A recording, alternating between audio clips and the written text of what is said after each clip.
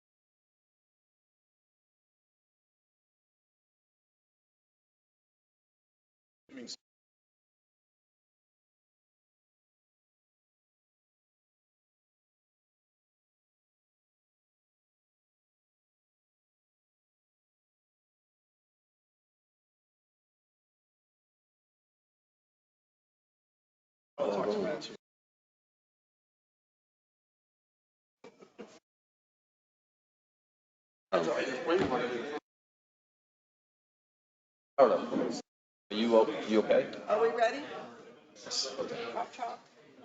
All right, I'm gonna start it up then. Okay, I'd like to call to order the Zephyrhills City Council meeting of Monday, December 9th, 2024. It is 6 p.m. May I have the roll call, please, Ricardo? Yes. Kenneth Burgess, Here. Charles Proctor, Lance Smith, Jody Wilkinson, Here. Stephen Spina, Mayor Munson, William Poe, Here. Matthew Maggard. Here. Okay, at this time, we can all rise for the invocation. It's going to be by Pastor Darius from New Walk Church, and follow that with the Pledge of Allegiance.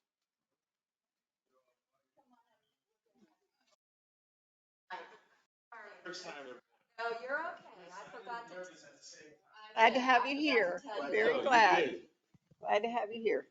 It's good to be here. Would you all bow your heads and join me in prayer?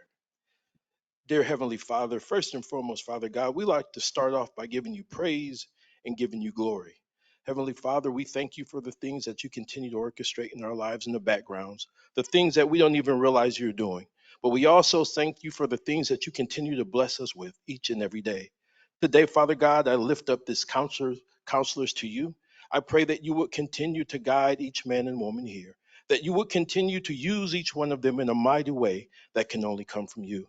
We know this day is not a surprise to you, but as they take on this responsibility that you have called each one of them to, my prayer is that you would give them wisdom to continue to lead, give them guidance that can only come from you. And for the men and women that are here and all the families, I pray a hedge of protection around every person in this room. When it's all said and done, Father God, all we try to do is just to give you the praise and you the glory. And I ask all of these things in Jesus' mighty name I pray. Amen.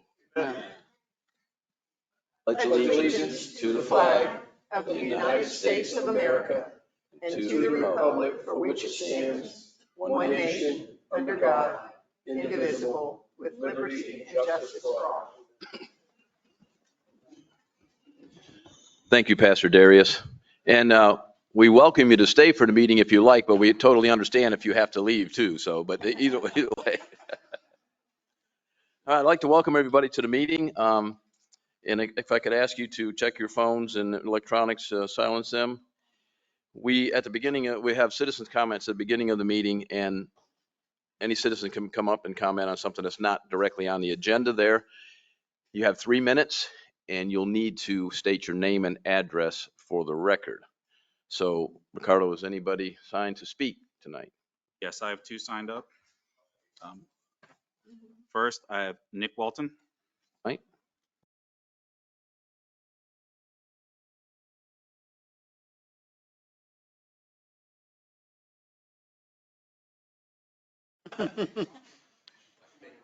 We heard you were talking, Test. so. Nick Walton, 2431 Mirador Lane, Wesley Chapel, 33544.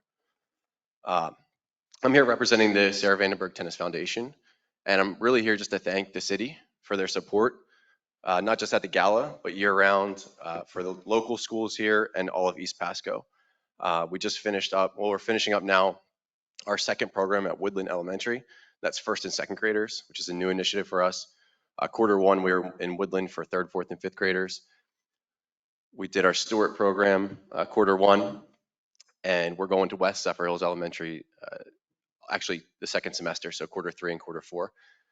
So to thank you guys, I put together a plaque here, or a little picture with some pictures from our program, and I'd just like to present this to the city. Thank you, Nick. And thank you Mayor, for your did you want to get that? dedication. You for what you do. Thank you, Nick. All right, next we have. Next, I have Pastor Fran Stubbs. Good evening, everyone. Hope everyone's doing well. Trying to fix this. Okay, this should not. You should be able to pull that down. There we go. Just your name and address, please. Okay. 6440 12th Street, Zephyrhills, 33542. Good evening, everyone. Pastor Fran Stubbs, and I'm here this evening because I wanted to be able to just make a statement to everyone. We are embarking on taking over the work that Healing Hearts Cafe has been doing over the past several years here in Zephyrhills. I know that it is a very huge undertaking. However, we and our hearts are looking to be able to expand the program that they were doing. I know that they did great work for the homeless community. Our goal and our hope and desire is to be able to expand for families and have a resource center. One of the things that we're missing here in Pasco County on this side are resources for our family. We know that our families here, we know that we have a lot of issues with the children having, being able to have programming and different things of that nature, as well as programming that helps families that have food insecurities. We do have a food pantry that offers food that is available to them 24 hours a day, if they are in need by emergency basis and, by appointment.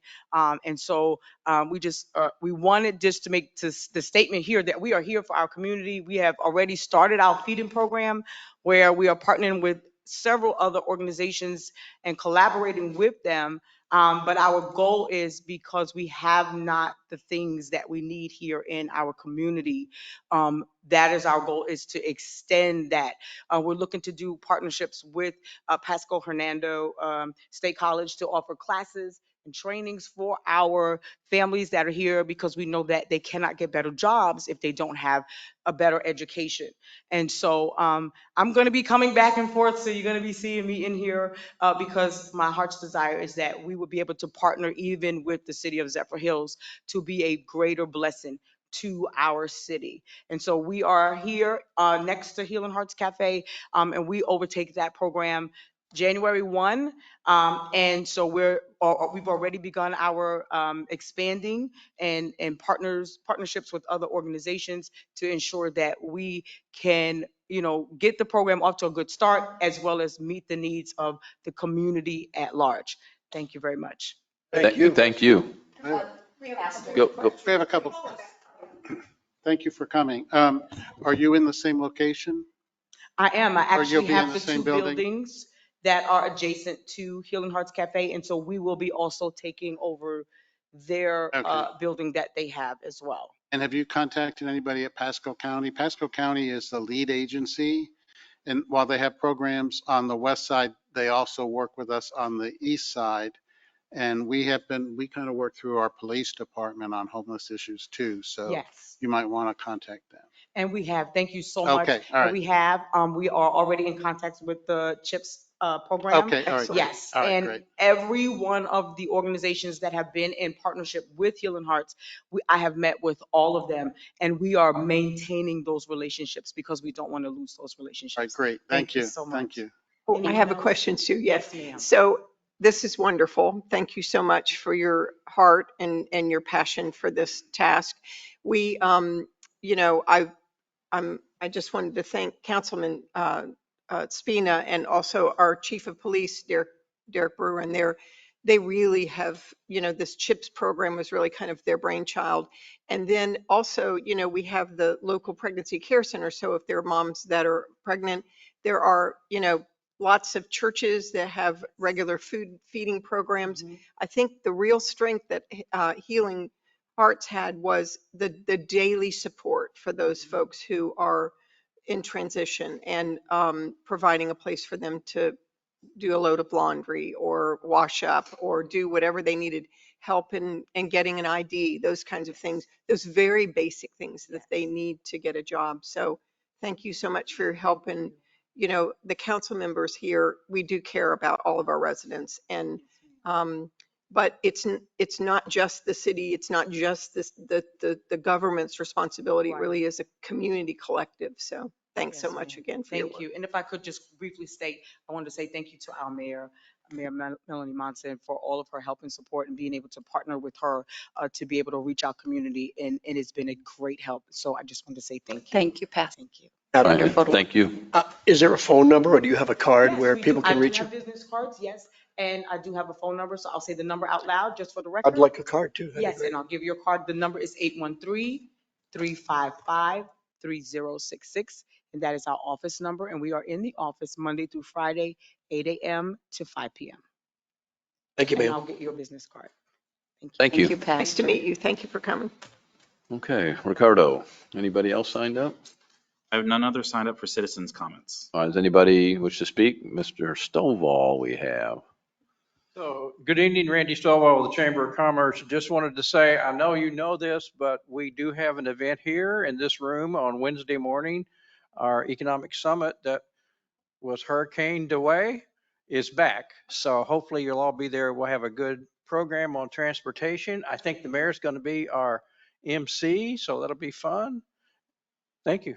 All right, thank you, Randy. Thank you, Dr. Thank you for the Also, reminder. also, I was supposed to remind everyone that they do have the ribbon cutting for 2 minutes, the new 2 minutes, and they've asked for us to be there on Thursday if anybody has time at 11. So I promised I'd ask. Starts at 11. I thought it was from 11:30 to Kurt I called. think the ribbon cutting is at noon. There you go.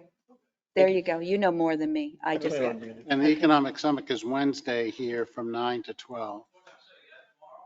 I don't think you said it all. We got your back. Mm. Okay, is anybody else would like to speak on any matter? All right, seeing none, I'll move on to the mayor's portion of the meeting. I'm going to have Principal Borders come on up here with me.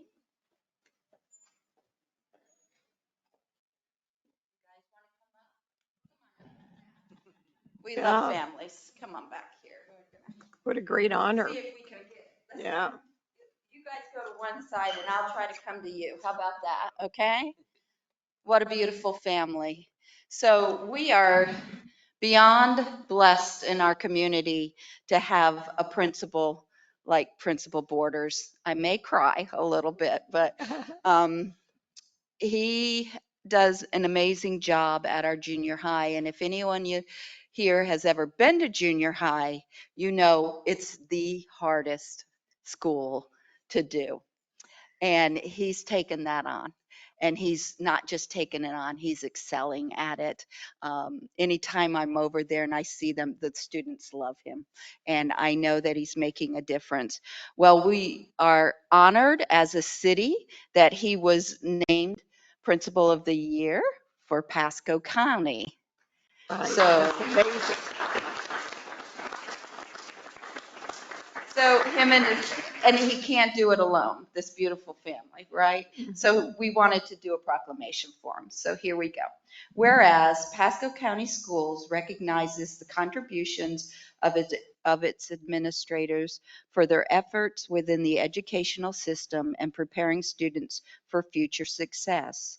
And whereas the Pasco County School District annually recognizes an outstanding administrator with special distinction.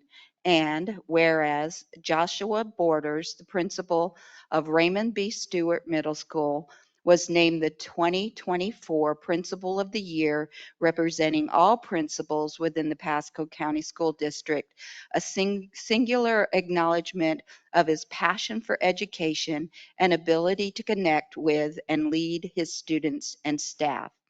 And whereas Mr. Borders himself, a product of the Pasco County school system, graduating from Zephyrhills High School in 1999, and a graduate of St. Leo University and the University of South Florida, he was previously named the 2020 Assistant Principal of the Year for Pasco County Schools. And whereas his professional focus has been to ensure a rich educational opportunity for each child in the Zephyrhills community.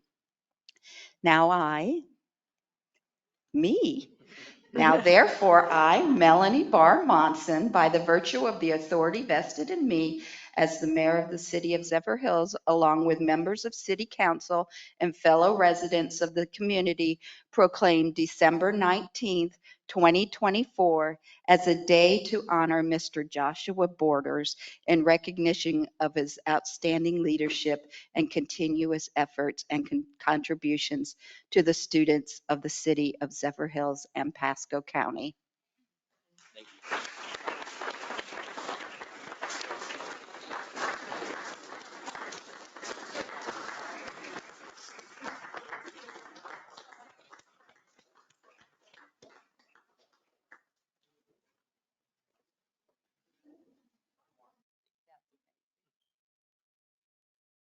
Fran, you'll take one? Oh, will you take one from me? Okay.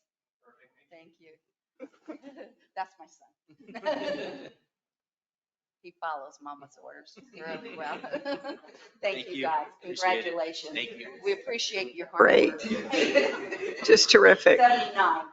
I'm got a little. Both my kids, yeah, Congratulations. graduates of Stewart B. Middle. And thank you. And congratulations, Assistant Principal of the Year in 2020 and now Principal of the Year. And I think last year we had Zephyrhills High School had the Teacher of the Year. So we're doing really well at the schools. We And are. I never had you in class, but I do remember you from the high school. So, and your contributions back then when you were a student too. So And you do not congratulations. have to sit through this whole thing. If your kids want an education in government, this is great, but we're not going to make you. Okay. Next up is the consent agenda items, and we have,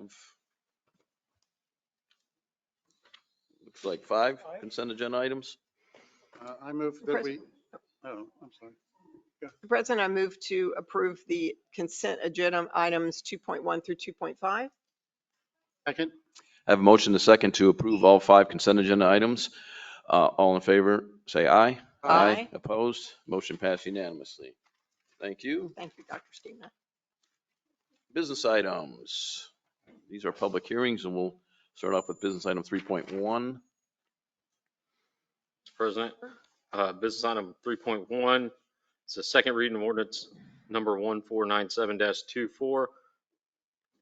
Ordinance of the City of Zephyrhills, Florida, relating to the comprehensive plan in accordance with Chapter 163, Part 2 of Florida statutes, repealing and replacing the plan's transportation element, providing authority, providing purpose and intent, providing for adoption of the amendments to certain elements of the comprehensive plan, repealing any conflicting provisions, providing for non-substantive modifications that may arise at public hearing or correction of scrivener's errors, providing for severability, and providing for an effective date. This is the second reading and is a public hearing. Okay, I'm going to go ahead and open up the public hearing and turn it over to our planning director for some analysis, quick analysis. This is a second reading, so. Good evening, Todd Vandenberg, Planning Director. As the council knows, the city is involved with the update of our city's comprehensive plan and all the various elements of that comp plan. We began with our original transportation element. We've renamed it now to transportation and mobility element for the purpose of being more multimodal. And so that was the purpose of renaming the original transportation to transportation mobility element. We got some state funding, as you know. We did a pretty comprehensive mobility plan where we had a lot of citizen input, some stakeholders, and you probably recall the mobility plan that talks a lot about a lot of opportunities to improve transportation safety and multi-modes of transportation. So then what we used was that mobility plan to help us with a lot of the framework for the new transportation mobility element. Here was the document that we finished with. We worked with Tammy Brana Consulting on this document. Again, work with a lot of the public and stakeholder meetings to get us to this point. And we did the original first public hearing back a couple months ago. And then what happens with the comp plan update, we did a transmittal public hearing. We forwarded to the state of Florida. They reviewed it along with many other governmental entities. The state signed off on it. We didn't get any objections from any of the other governmental entities. I think staff is very pleased with the product of this transportation mobility element. So we're proposing to tonight just do the adoption public hearing, and then we'll be moving on to other elements, and you'll be hearing tonight about some visioning that we have coming up with association with the comp plan update. So here to answer any questions that you might have on this. Have any questions? Go ahead. On page 27, you talk about the Gall Boulevard changes. Yes. And you say 301, and I don't know if I misunderstood this, 301 Gall Boulevard, 2-lane bidirectional, 6th Street Vision 2-lane bidirectional, 7th Street 2-lane bidirectional. Weren't some of them one way? Yeah, the 301 and 6th Street are planned, at least right now. Nothing's been formalized. We've been working on this preliminary engineering with DOT for many years, as we all know, and that hasn't still been completed. But as it stands right now in the preliminary draft of the future plans is 7th Street eventually becomes two-way traffic bidirectional. And so that becomes more like a complete street two-way traffic, whereas 301 will become one-way northbound. 6th Street is already one-way southbound and becomes all three streets become complete streets, but they would probably be 2 lanes north on Gall Boulevard with 1 lane of on-street parking until the demand capacity is required for that 3rd lane. Now, Does this mean, what does this mean then? What does this in the, If you speak, it's lighting up. okay. Why is this in there then, I guess? which page are you referring to? 27? 7. I'll certainly take a look at All that. right, I'll give you this. Okay. Well, even with this, because the vision has kind of gone back and forth a couple of different times. So if along with, if something was a change again, it doesn't stop us from, right, just because of what's written Yeah, here. nothing's been formalized yet. Okay. And you heard kind of what our thoughts were about having a bypass loop with that mobility plan and transportation element. And, the goal is to kind of have this loop around Zephyrhills. All that gets 4 lane, hopefully takes off some of the trips from 301 and the one-way pairs.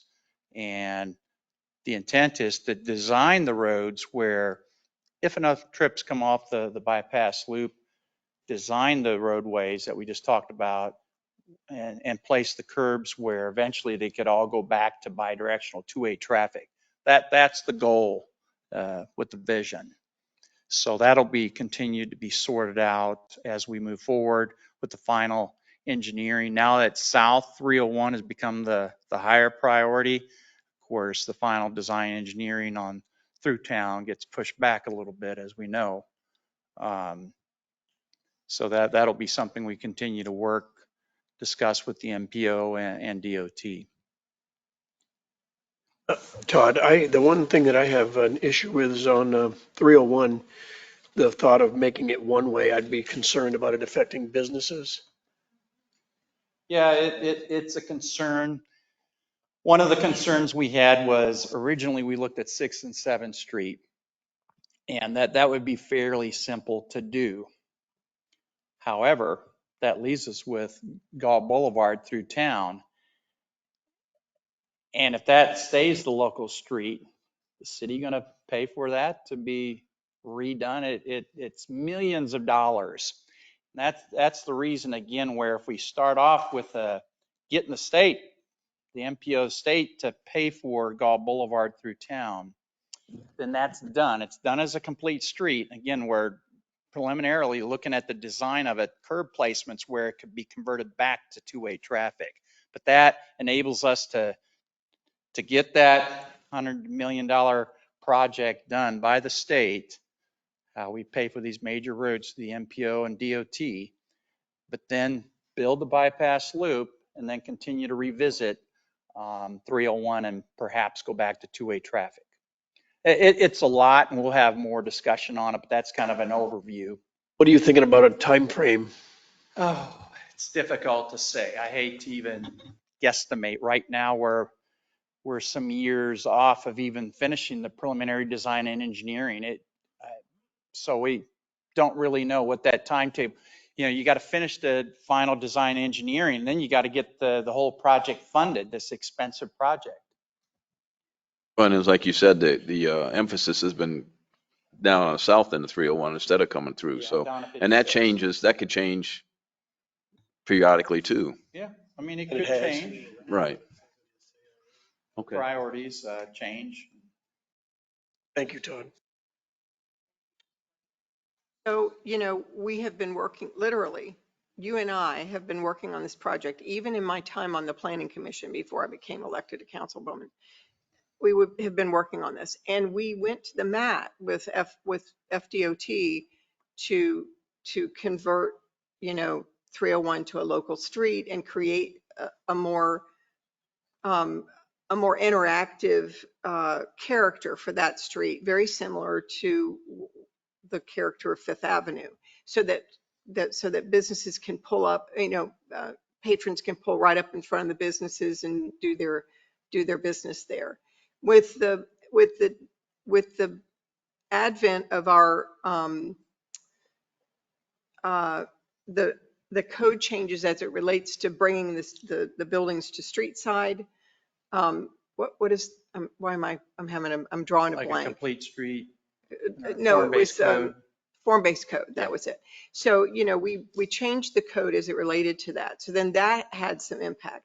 The other thing, as I recall, is that the availability of property and the chance of being able to take Sixth Street all the way to the end, the south end of town, is much more compatible or palatable for the DOT than trying to deal with making, 7th Street the one-way north.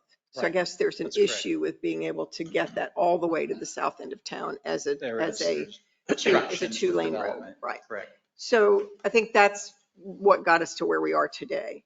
But the idea of being able of treating 301 as that street, and then long-term as that complete street, and then long-term looking at how does this really work? We can talk about this till we're blue in the face, because again, it may not get funded for another 10 years. We Yeah. may none of us be here when that happens. So I think that from the vision standpoint, it hasn't really changed. We don't want the businesses on 301 to suffer from, I remember talking to people from Brooksville who said, having your major thoroughfare with 30-year-old, 50-year-old, 100-year-old businesses on it is not good for, creating those environments for economic thriving And the situation. MPO just approved the most recent LRTP, the Long Range Transportation Plan. And in that LRTP, all these roadways with the bypass loop, they're all programmed to be 4 lanes. That's Chansey Road, County Road 54, but really the bypass loops goes all the way up to Otis Allen, because Otis Allen is going to punch out to 98. That's being 4 lane, and you go across to Cossack Road, and then that course goes all the way out to 75. So all those roadways are 4 lane, and coming down Handcart back down to Chansey. So you got that loop of roads that are all 4 lane. Now, again, priorities, they change, as you mentioned. And if we get those 4 lane roads going, maybe there's an opportunity there now that the priorities for 301 got changed. So maybe we keep pushing to get these roads 4 lane, and maybe that alters how DOT looks at that final design engineering. So I think those are aspects that we need to continue to look at.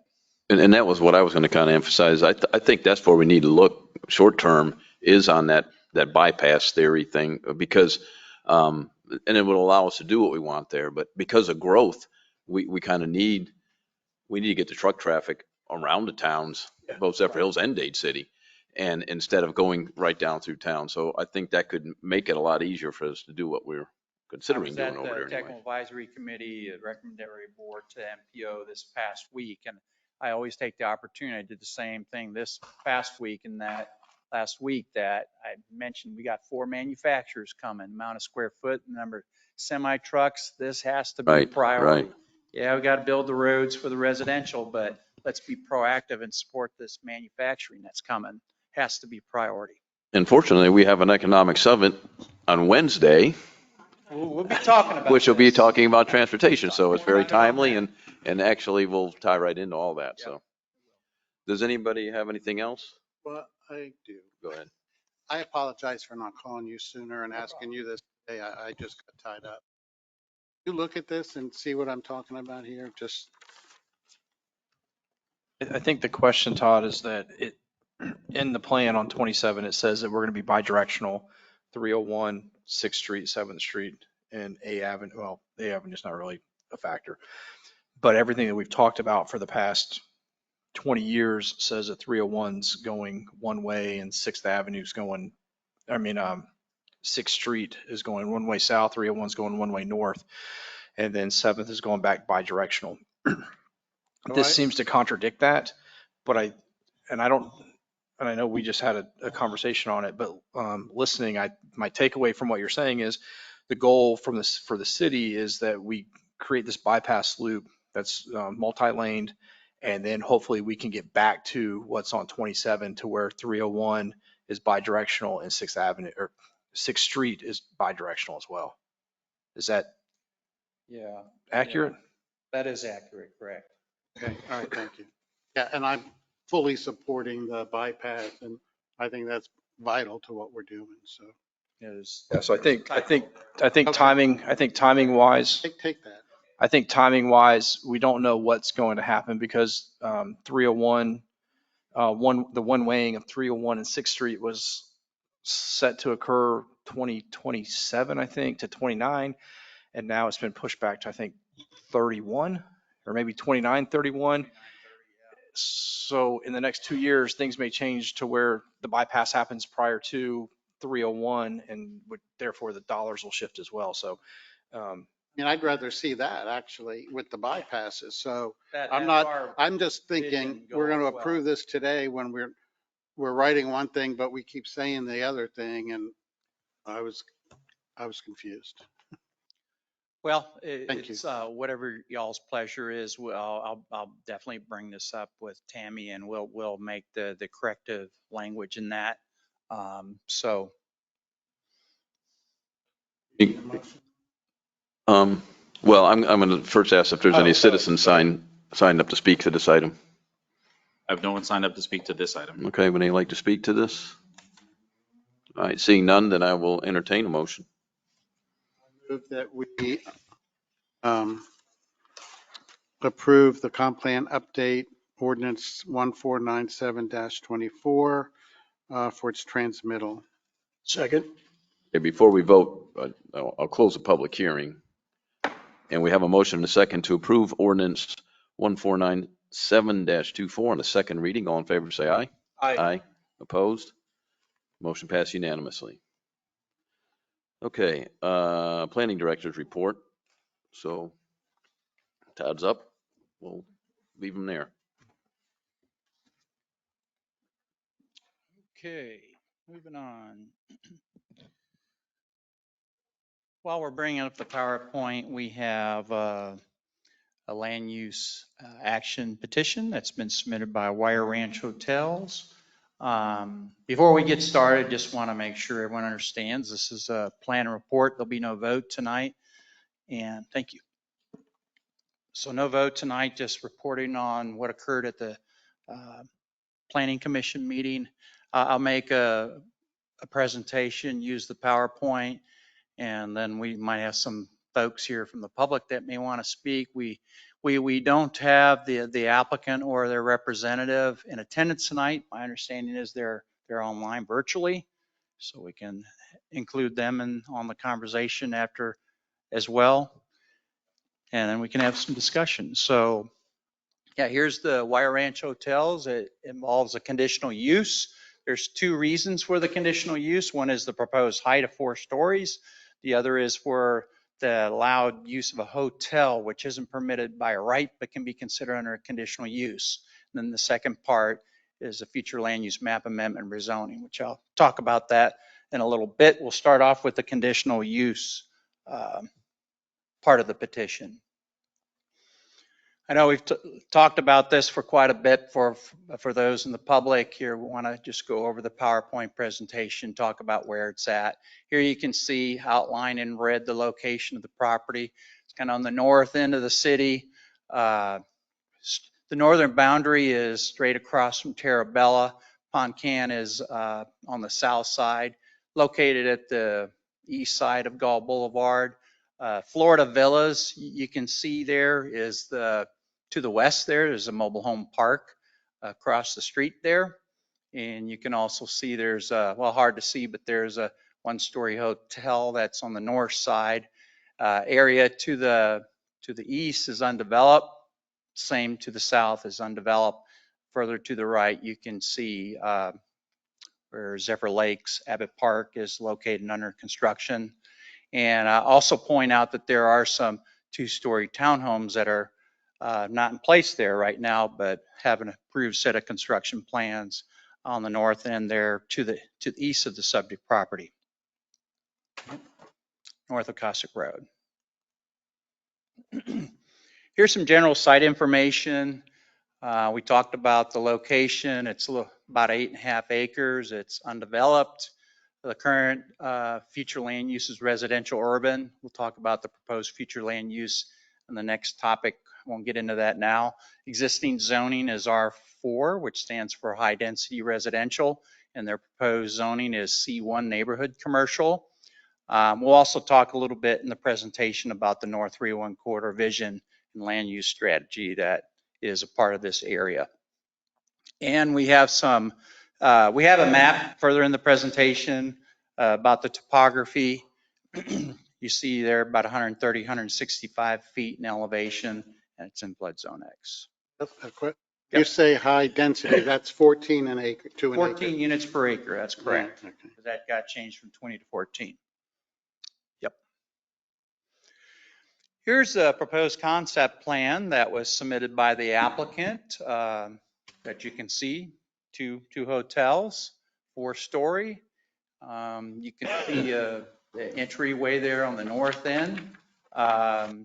Two separate hotels. You can see the retention pond is located on the eastern boundary. The property drops significantly from the west to the east, obviously with the location of the retention. So just want to throw out there, this is a preliminary concept plan, hasn't of course gone through any review and approval, but we asked for a concept plan as part of the conditional use, so this is what we had provided. Included the site cross sections, again, just to confirm, we haven't gone through a site or engineering plan, but we did ask the applicant and the engineer just to throw out a conceptual plan. And here's a profile drawing that you can see. On the top part of the drawing, you see the grade, the natural grade of the elevation of Gall Boulevard. Then you go further to the right, and you see the DOT swell. Then you go up, I don't know, it's about probably 10 foot or so above the grade. It varies, it alters a little bit depending on where you're exactly at. Then you look to the right of that and you see some retaining walls. That first retaining wall, as proposed, again, this hasn't been this is just what was submitted, and they show a retaining wall. And you can see that existing grade that goes across, that's the dashed line. And then they're showing a proposed grade that would, if done by this drawing, it'd be about 8 to 10 foot of cut into the hill. And then you can see the bottom section of the drawing, again, with one more retention pond. And again, you see the existing and proposed grades. But this is for illustrative purposes only. Again, that's all that this is for at this time. Here you can see the subject site viewed from Gall Boulevard. The right kind of is the southern border of the property, and yeah, I would say Phyllis Purvis is here. Her house is just to the right of this, kind of at the top of the hill, and then as you go north on 301, the southern end is kind of close. It's probably, I don't know, 8, 10 foot, probably lower than the top of the hill where Phyllis's home is, and then it goes down a little bit as you go north, which you can see in this photo here. Here's some architectural renderings that were prepared by the applicant, by Harvard Jolly. We got a view looking north and a view looking south. Again, just asked, we typically will ask for renderings when we're dealing with a conditional use. With the 4 stories, we asked for some conceptual renderings, and this is what we had provided.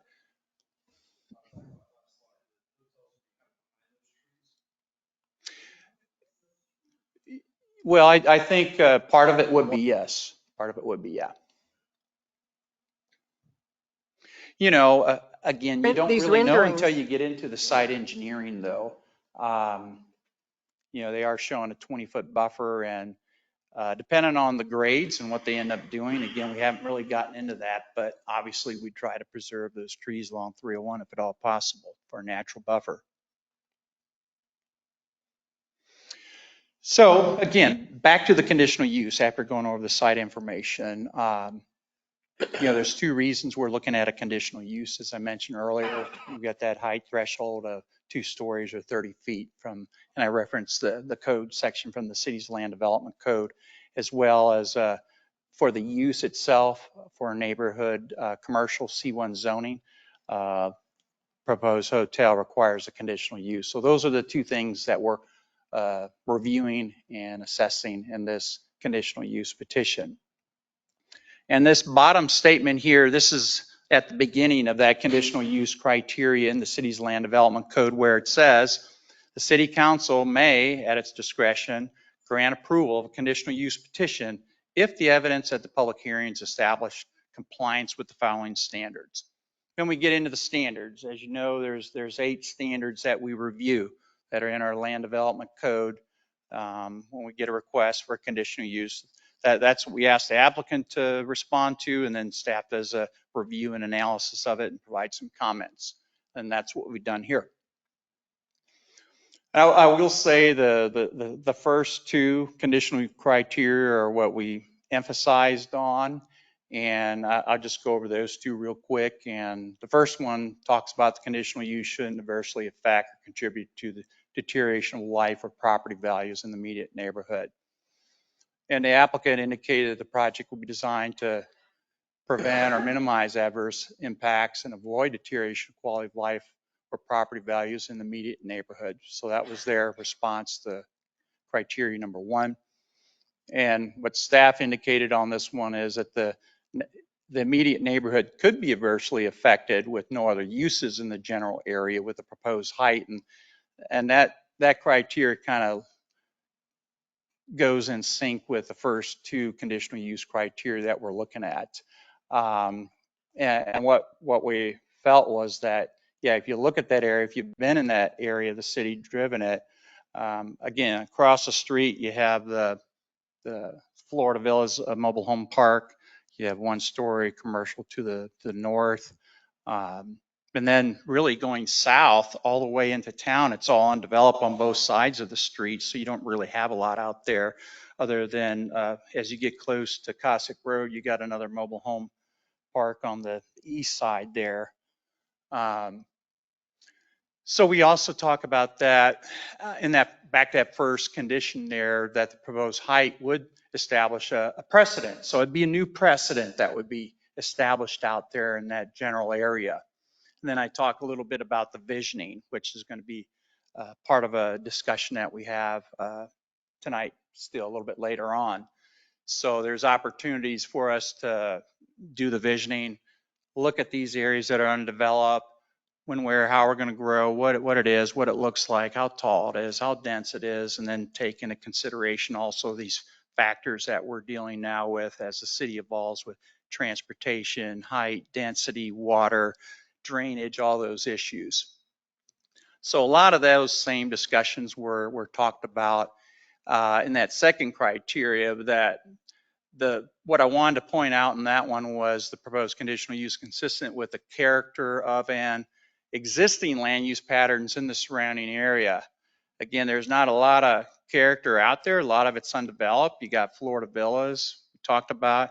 You got Simpson Environmental. That's a little bit further to the south on the other side of the street. There's a little bit of a lower building in the front, and it rises up a little bit in the back.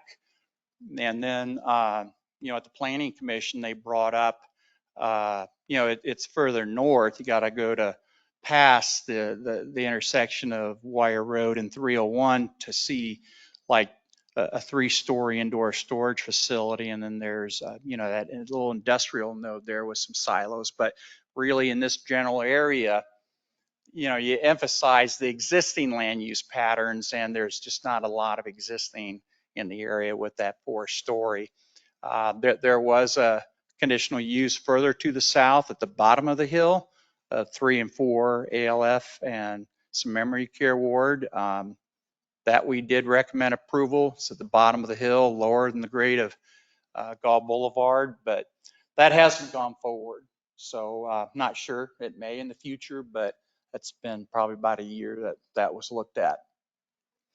The third, just real quickly, traffic parking, I think we can deal with that. Suitable drainage, access, ingress, and egress. There's been some preliminary work done by the applicant with DOT with an access on the north end of the property that would also provide access to the Wire Ranch townhomes that are located to the east behind the subject property.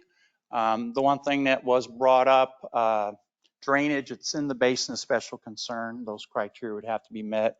There was some issues brought up about drainage at the bottom of the hill, not certainly on the subject property. There's some flooding that has occurred kind of at the bottom of the hill to the south, of course. You've probably seen that. Screening, buffering, that can all be accomplished and accommodated. The requirements of the zoning, not really any issues there.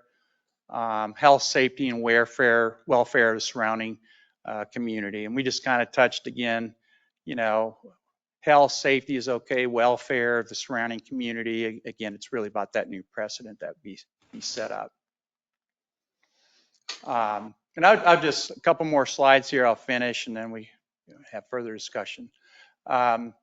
As you all know, sort of a new process procedure when we get a conditional use in right now, we do what's called a pre-app meeting, and we go forth and review the applicant's submittal, and then we share it with the city manager and also council members. We had some one-on-one meetings just to be get some general ideas and information up front, and to be fully transparent with the applicant when we're dealing with a process like this. And what I did on this slide is I shared some of the comments on the one-on-one meetings that we had. I'll just go through those quickly. I think everyone agrees that there's a strong need for quality hotels with some amenities, including a restaurant and meeting space. And I will share here that the applicant did provide a letter, and they indicated that if the project were to go forward, that they would add a condition into the conditional use that would address the opportunity to have that restaurant and meeting space. So one, for the record, for that to be included. You know, again, we've talked about some of the compatibility concerns that were raised on the location of the project, being this being the far north fringe of the city, where a lack of compatibility of anything of that height. That next comment, there may be some 15 or 20 feet. I think it's probably a little less than that. When I've been out there, it probably is more 8, 10, 12 foot. At this location, it probably varies, and we haven't shown like a survey, but there you have the grade of Gall Boulevard or 301, and then the grade of the property, of course, is higher. And there was concerns raised about the requested height being near the top of the hill. Again, this Purvis's property with a home, that's at the top of the hill, but the southern boundary is close to the top of the hill, and then it drops off to the, as you go north again, as we discussed. There was some concerns raised over the cutting into the hill. Again, what I showed was an 8 to 10 foot cut with a retaining wall. Again, that was for illustrative purposes only. Nothing's been designed or engineered. That was looked at as an opportunity where you could get the height of the structures a little bit lower, not be as visible. And then there was comments made about the visioning that we're going to be talking about tonight, 301 corridor vision and land use strategy, initiating that, getting it in our comp plan, having some updated meetings with the public and stakeholders, and looking at these larger undeveloped lands to hold some visioning workshops. And here is the recommendation. The site plan review committee originally approved the conditional use on the height and the use, but then after some meetings with city administration, there was a discussion about that 301 corridor vision and land use strategy. That was essentially the basis for that original recommendation. But again, that hasn't been codified yet. We're in the process of updating the comp plan. Then we'll follow up with meetings and then codify that North 301 corridor vision as the county and Dade City and Zephyrhills all collectively update their comprehensive plans. And we took it to the Planning Commission, and the Planning Commission did recommend approval of the conditional use. So with that, that's the presentation on the conditional use. Yeah, and so the next couple items, actually, everything all ties together. And so if we ask some questions that may be pertinent to the next two items too, Okay. which is I just okay. have one question. Okay, but that's fine. So the conditional use is only about the height of the building? Height of the building and the actual use of a hotel. A hotel and a R4. Well, hotel and the C1, neighborhood commercial, requires a conditional use as well. Right, where's the C1 come in? Well, the requested zoning is C1, that's neighborhood commercial. Oh, so this will constitute a rezoning and Yeah, then which a is constitution, a and then part a of this. conditional use. Yeah, this was part of that land use petition, which we I haven't missed gotten that to part. yet. Yeah, When correct. will the rezoning come? Well, that's the Next? next item. Oh, That's why I was saying everything kind of ties together. Well, So that's what- ask your all right. questions. I think you go ahead and ask them now, I would say, even on. if Probably it what ti- happens If it ties in. Go ahead.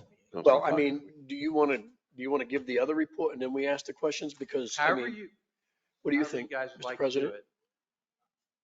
Yeah, I'm fine with that. I'm sorry, I was having I a mean, conversation with some of the Matt. questions are going to cross over anyway, Yeah. so I don't know. So, Yeah, I mean, if you, it's just a planning report, so we can discuss them both at at the the same time. time. Just if you take comments from the audience, Yes. take them I'll do- together. And same with now and the applicant who's online. So just I don't run think through that, yeah. Yeah, just I would do say it all together because they Yeah, run just run together. through the, I mean, really, we should reverse the order for Yeah, probably obviously should for have the probably city been. council meeting, but Right, the conditional use is the main part of the. absolutely. Yeah, that's why we started with that, but yeah, we certainly would do that if this moves forward, yeah. Well, since it's still in the planning director report, let's just go ahead and look at the future land use rezoning thing. We all understand how that Okay. works, so, We'll ask our question. yeah, and then we And can, then one point I want to bring out, in your packets, you had a letter, we had discussions with the applicant about not changing the future land use from RU, residential urban, which it is right now, to mixed use. That would be a typical general future land use classification for a hotel. But under the RU current, it can be considered, C1 can be considered under the RU. So really all we'd have to do is do the conditional use and deal with the zoning. And I got a letter from the applicant's representative where we talked about that and confirmed that. Not at all. Just rezone, but not the future land use. So here's just showing the future land use map amendment, which again, we wouldn't have to do under the current RU. We'd be okay, so we won't spend a lot of time on that. Here's the existing zoning, which is R4. That's multifamily residential, which allows higher density residential, again, up to 14 units per acre. And on the right, you see the neighborhood commercial, which again requires a conditional use for consideration of a hotel. And here's just the analysis. I'll skip over the future land use and just jump to the zoning where we talk about the existing, what it accommodates, the maximum density. Neighborhood commercial we've talked about, surrounding uses. We've got a hotel to the north, mobile homes to the west, undeveloped land to the south and east with Wire Ranch townhomes. We talked about that. Here's the North 301 vision land use strategy. You can see the ZM there kind of on right past the ZV, the Zephyrhills.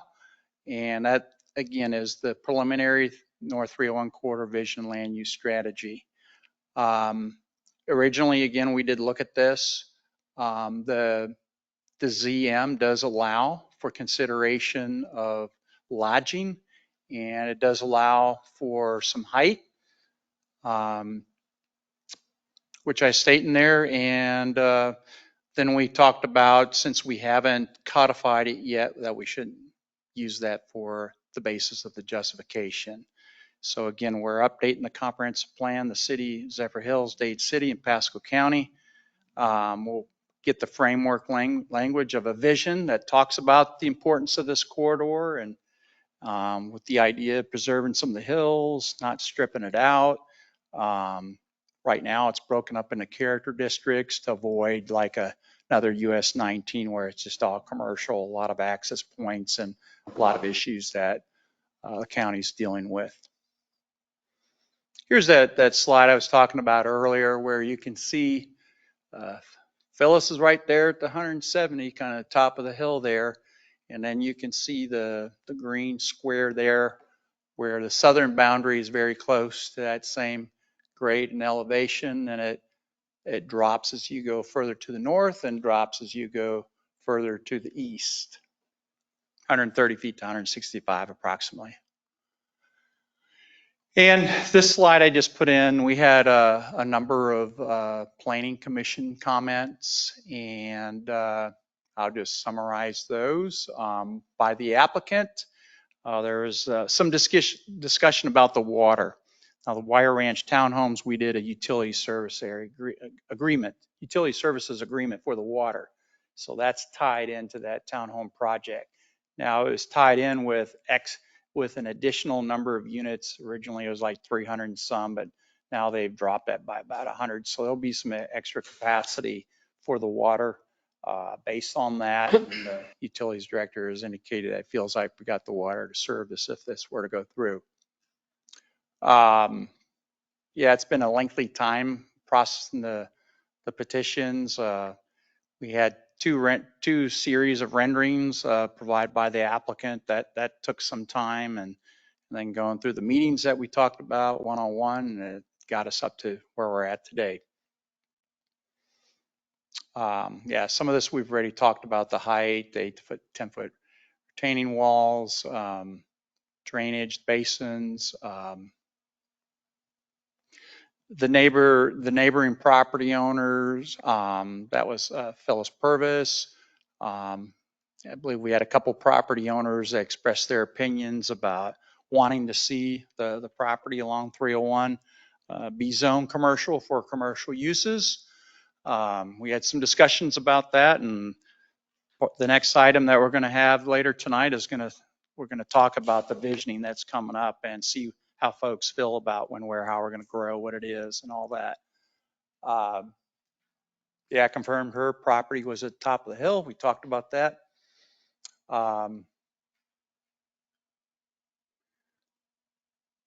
Well, there was discussion also about the timeliness of the 301 corridor, and yeah, it's taken some time, but all three governmental entities agreed we got to get the framework of the language into the comprehensive plan before we can codify it. That's typically the way the process works, and yeah, now we're at a point where all three entities are doing that, so we're going to get that done. We had some representatives from SVB and Skydive City. They both represent the business interests, and they all wanted to see quality hotels with restaurants, meeting spaces, and not necessarily where they are, but they feel like there's a strong need for that, their community to serve both those industries. Again, strong need for quality hotels, the general comments, the drainage concern. There was a comment brought up about Dade City Hampton Inn with some issues that they were having with the operations, and hilltop preservation was a concern. We brought that up already. Compatibility with the development trends, we've talked about that. That was discussed by the commission. Discussion of alternate sites closer into town that could support users like Skydive and SVB. That was brought up. And the height and visual impacts, some on the planning commission were okay with that and felt like with stronger landscape buffers that could be mitigated. So I believe if I'll leave that up there in case there's any questions about the comments, but that's the conditional use and the rezoning that we're looking at right now. Just real quick on the next slide, it was staff recommendation on this particular item. I started to read it, but I didn't. Yeah, that was both for the conditional use and for the zoning. Oh, that was what they were There's a saying. recommendation for denial by staff. The same thing for planning Okay. commission. They recommended approval. All right.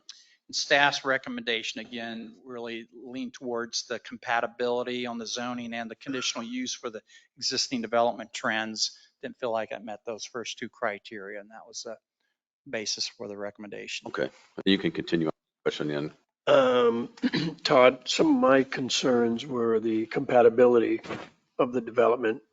There's nothing in that general area that's even close to that. I'm also concerned about cutting down that hill. The location of the hotels being so far north end of the city, I believe we do have other commercial properties that might be more appropriate for that.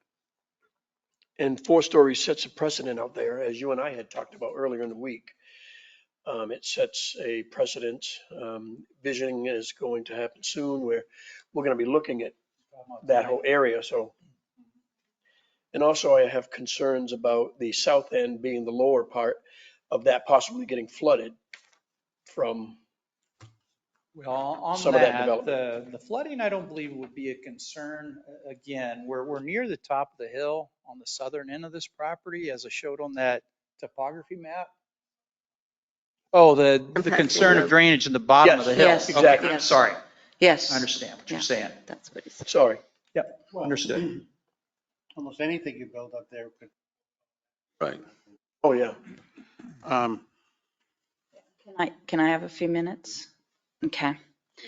So I usually don't do that before people. I think Councilman Proctor hit on all of my concerns, and my concerns, I've been very vocal about my concerns. Number one, I just don't understand why we would even consider 4 stories on the tallest part of our community, the highest point of our city. Cutting into the mountain is not something that I feel comfortable with. I understand that they were talking to cut it down to make it not as visual. I think when we look at these pictures, we're not really seeing the true what's going to be cut out. I'm concerned about that. As you know, the elevation, that will impact the area. We know on the other side with when that Trotter's Crossing, we've had, the flooding on that side. I'm concerned once we start cutting into this about that. And then we've had a lot of the flooding that has come down on Wire Road, the houses right to the east of this area. With the storm that we had properties flooded down there, all of across Wire Road. I just want to make sure we're being cognizant of how that water's going to flow is going to change for sure. And when I look at this, and the opposite side of the street is R1, okay, or AR on the opposite side of 301. Are we setting a precedence by putting a 4-story? And yes, we are. You're going to have every other person come in here asking for that. And it's something that we've talked a lot about at council. I've heard it for a number of years. So those are my concerns that I have. I'm not against neighborhood commercial. I just feel strongly that 4 stories, this is not the best place for this four-story building. So. Jump in real quick that the flooding, and I feel like I have to say this, the Zephyr Oaks Court flooding that occurred, and I think it was 98, Wire Road was actually underwater. So the flooding was not as bad during this event. It was everywhere else, but it was not as bad. I know the people that live there, it was horrible to them, Yes, but previous flooding was worse than it currently is. So I understand. I'll leave my comment at that. I won't go any further understand. 'cause I'm I not an just engineer, but- understand that anytime we're changing, and the engineer did say that he felt like he could control the water onto he this did. property. He felt strongly that he could control the water onto this property, and I appreciated him doing that. But with that basin, we know it's a basin of concern over there. Yeah, I'm And not trying to just- minimize the concern. I just Yes, I just felt want like to I make needed to sure. make that statement. Yep, that's for okay. And certain so reasons. those are just my strong thoughts, and I echo what Councilman Proctor, I think, those were your same concerns. Councilwoman Wilkerson. I think that, well, first I want to start by saying that it's hard for us to make decisions like this. We have to always think about what is best for the community. And I think that, the compatibility issue for me is probably the biggest one. And that is because this has already been zoned R4. So with R4, they could do 2-story townhomes and wouldn't have to come to us. Correct. In addition, if you look at what's all around them is higher density, mobile home parks and things like that. So the continuation of a residential use in that location is probably the most compatible. And even if we talk about things like the drainage, retention ponds really should be on the east and the north side because the water would be flowing down in that location. And then when I look at these renderings, they're beautiful renderings as it relates to the appearance of the building. But I think I was very clear with you, Mr. Vandenberg, that I wanted to see actual, like an actual rendering that represents accurately what the existing topographical conditions are. So for example, in these renderings by Harvard Jolly, they did a beautiful job on the building, but the roadway looks like a frontage road, looks like an approach to, and that's not what we have here. What we have is people driving 55 miles an hour and, and coming on this building that is going to rise out of the ground essentially, 4 stories, even if the first story is kind of concealed, as opposed to the assisted living facility that we evaluated some years ago that was lower down. So you were not seeing, the very top of the hill wasn't being cut into. And also the way they designed it so that the buildings were staggered. So the 2-story buildings were in the front and then the 3-story buildings were in the back so that it was graduated from the street so that you didn't see this, 4-story wall coming as you drove up to the top of the hill. The other thing I'm a little concerned about is, we have to think about economics to a certain extent. These developers are experts in this. Mr. Warnaker is a very good development partner for the city, I think. But I would wonder for us, is this really the right location? How many hotels can our community really sustain? And if they're going to sustain a hotel, a higher end hotel, just think about it. We have plenty of other motels in the area. But I look at a place like Hampton Inn in Dade City, which I think struggles with keeping, its occupancy at 100%. And then I would ask, does Quality Inn and some of the other hotels in our area, we have to consider our existing businesses as well. Lastly, the location of a hotel might be better served if we look at where the demand is coming from. So if Sarah Vandenberg Tennis Center and Skydive City are creating this demand, wouldn't it be better if these hotels were located, for example, behind, on the east side of Chick-fil-A or closer to Sarah Vandenberg out on Island Boulevard, for example, those locations would be superior to this location, essentially in the middle of nowhere, where someone has to get in their car to go to a restaurant. And that's kind of contradicting what our idea is, and that is to kind of create nodes of neighborhoods and uses so that people don't have to get in their car if they don't want to. And so that's the end of my comments. And for those reasons, I could not be in support of this proposal. And I just wanted to touch bases about the Quality Inn and the other hotel we have right there. They're usually very full. We do need a hotel. We need a high-end hotel. I'm not against high-end hotel. I'm just totally echo what you're saying, that it's got to be in the right area in order for it to be able to be viable in our community. I have a question. So the property on 301 from this piece of property all the way to the south to Cossack Road is city, except for those two trailer parks that are already there existing on the east side. Those are county, and the rest of it's city. Now, on the west side of the road, I know Simpson Environmental's county. I believe that trailer park right to the north of that is county. Correct. What about the land right on 301 going south to Cossack Road there? Annexed in the city, but they still retain the county's future land use and zoning.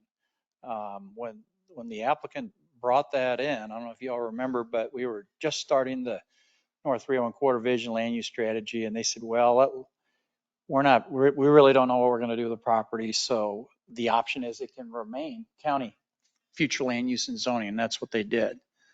So there's been a couple hits here and there about folks looking at it, and then once someone decides, then we would readdress that at that time, the future land use and zoning for the city on that property just south of Phelps. All the way to Costa.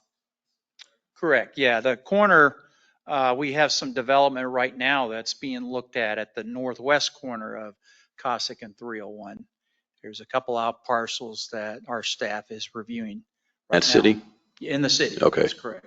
Then you got a stretch of that's out, and then it comes back into the city, the one we were just talking about. All right. And I think, and I know the 301 corridor visioning plan that we had, and we've discussed it several years ago. And everybody's updating the comp plans right now. So if let's just say that we decided we wanted to do something on both sides of 301 there, could we move forward with our own vision of what we would like things to be there? If we were just, going to move forward on something, because, and then make it tie into the 301 cord. In other words, the whole idea behind it was not to make it look like Highway 19 over on the west side of the county. And I get that. That's where we should be. And we do have some residential there already. What I'm trying to get at is I don't want to see a bunch of high density residential. Well, and you'll see in my next presentation, we're going to talk about that. And I think I'll be answering your question. And I think on that north side of town is already kind of our commercial district to begin with. Yes, it's a commercial node, a large retail node. And I think we need to get ahead of what do we want to do from that point up to the top of the hill, because that is the end of the property or the city limits there. What is our vision for that? I think we're kind of getting ahead of ourselves a little bit.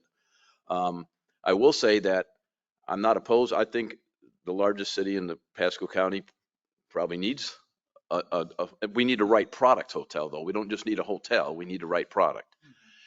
And I think I'm not totally opposed to that area if we make everything else work within it. But I think we're sort of a little bit ahead of our skis here on what we're trying to do, because and then the 4-story, of course, I've been voting against the 4-story apartments and things like that.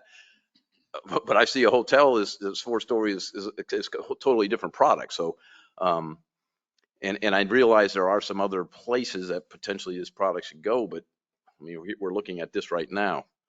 So I think our biggest thing is, what do we want to do with the rest of the property that's there that's still available? What do we want that to be? And like I said, I'm going to be opposed to any kind of high density residential. That's for sure.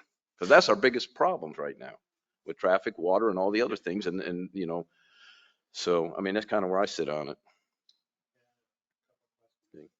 Uh,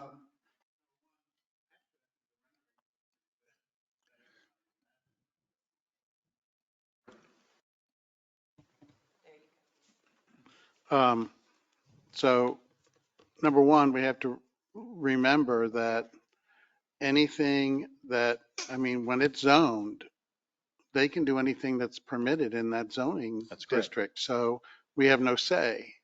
So right now, if they wanted to build apartments there, they could. 2-story Two-story, okay, right. or townhomes. or townhomes, yeah. Now, traditionally, when you have a busy highway, you usually do have some commercial or multifamily that buffer what's behind it. Yes. You could say, what we have like where Walmart and all that is, and then on the opposite side of Green Slope, it's all residential. So that kind of atmosphere. There's a lot of property out there that's still AR. It's not going to stay AR. There's no AR in this area right anymore. So, we have to be aware of either it's going to be developed in the county or it's going to be annexed in. So that's why the visioning, I think, is very important to look at. We have to square it off and even think what might happen to the west side of 301 if that annexes in. I'm not for cutting hills down. We did that on the west side. I mean, where Hobby Lobby is, I mean, it used to be up like this and now you go down like this. So I don't know how we let that happen. So I think in some regards, we need to learn from past development issues that we did that we probably shouldn't have. This whole area, I mean, we have to look and see the other side of it is property rights. I mean, we can't just say you can't develop your property. We have to look at what is compatible and how we can work with everybody. So I think there's a lot of issues here, more than just this 8 acres that we have to look at.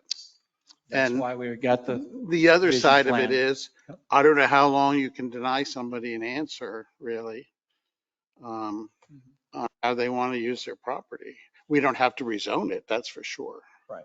But, We don't have to approve 4 stories. and now Anything. that the conditional use is in place, we don't have to approve the 4 stories, so. Yep. But save some of it. Well, let me, at this point, let's just see if there's anybody from the audience that would like to speak to this. And remember, you have 3 minutes to make your comment, so kind of get to the point and state your name and address when you come up to speak.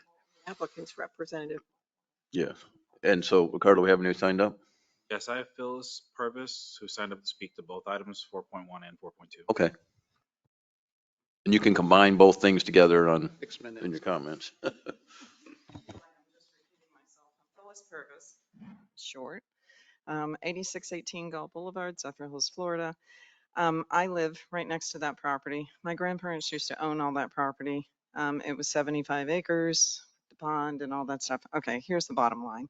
You guys had this corridor study that I've been told for 10 years that I find out a couple of weeks ago was never officially adopted or finalized. I've been told, and I work for Caldwell Banker in town and have for a very long time, I cannot sell my land, which is next to it, which is 5 acres and 5 acres and 5 acres. So my father saved a strip. He actually was Russell Purvis. He got us annexed into the city, which was supposed to be something positive, which has turned into something extremely negative. I cannot sell my land for the last 10 years because it's zoned R4, because you don't want 4 stories on a hill. Okay, I got it. Then you got me miszoned. It's commercial all day, every day. Every single time that I have tried to sell that property, including the one that's at question right now, the people come to us, from wherever they be, the powers that be, they come and they say, look, we really love all this, Phyllis, but can we put commercial on the front? There's 40 to 50,000 cars a day. My front yard faces Wilton Simpson. It's a warehouse. I mean, 5:30 in the morning, there's 20 truck lights shining in my bedroom window. It is commercial. You can't wait 10 years. They've got that RU or rural urban.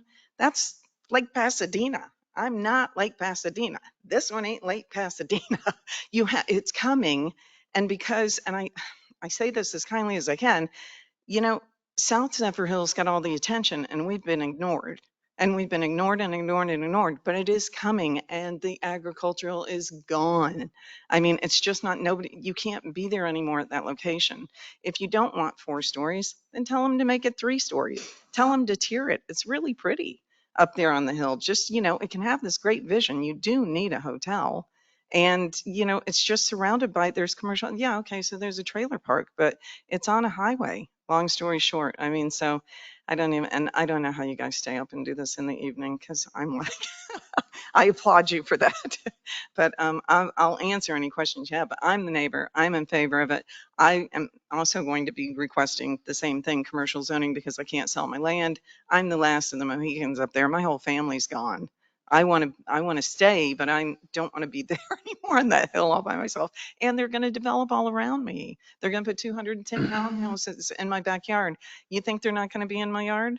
Because when they did D.R. Horton, guess what? We own that pond. They're in the pond every night fishing. And and that's why the cows were out all the time. The cows were always in the subdivision or on the highway because the people just do whatever they want to do. I don't want to live there anymore. And it's going to have to be developed. And you guys have to pay attention to it and do something with it. I don't think I think there's a need for a hotel, and I don't think it's going to be anything hideous. And I think that you would have control over that. I think that you could say, okay, well, we would like this, but we want a restaurant, but we want conference rooms, but we want it 3, but we want it tiered. I just think that if you kind of come to an understanding the first off, but it is commercial right across the street from me. It's so bizarre that you tell us we can't have commercial when it's on the opposite side of the street. It just happens to be the county and we're the city, and that's bizarre. So that's really all I have to say. All right. Well, I thank you. And that's why I brought up because the 301 corridor vision hasn't been codified. And like you said, you're talking about the 3 entities that are all going through our comp plans right now. But that's why I asked the question, can we still get ahead of things and do what we envision should be there? And we already had kind of like the neighborhood character things already sort of set up. That was just an idea, just a concept that wasn't set in stone. But I mean, we can, as you're saying, kind of like, what do we want there? And let's make the product the way we want it built, and whether it involves. And for instance, for my parcels that neighbor it, I don't want to put 4 stories, but that's been my zoning the whole time that I tried to sell it. It was 4 stories. So the developers come and they're like, oh, you're R4. Okay, I can go 20 units per acre and I can go 4 stories high. And I go to Todd, and no, you can't. But it's miszoned. In my opinion, I haven't been able to sell it. So, to me, to do commercial on my property or theirs, number one, if I did commercial on mine, you're going to have maybe 2 toilets. It's going to be 2 stories tops on the strip that complements it. Something is going to complement it. My land is for sale. I cannot be landlocked forever. Whatever you guys allow there, I am going to complement it somehow. And to me, it is commercial. I can't give it away as anything other than that. Right. And honestly, something is going to happen, so like you said, and I said before, the orange groves and the cows are gone. That's not, the people that had that land for that purpose sold that land. So, I'll go ahead. I'll let you,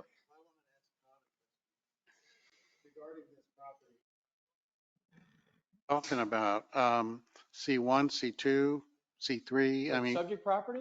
for like Mrs. Purvis's property. What kind of zoning commercial would we put in there? I mean, you're talking about changing this to C1. He said C1. So C1, that's neighborhood commercial that allows more of not your intense commercial uses like gas station, convenience stores, more neighborhood that meet the needs, the commercial retail needs of the neighborhoods.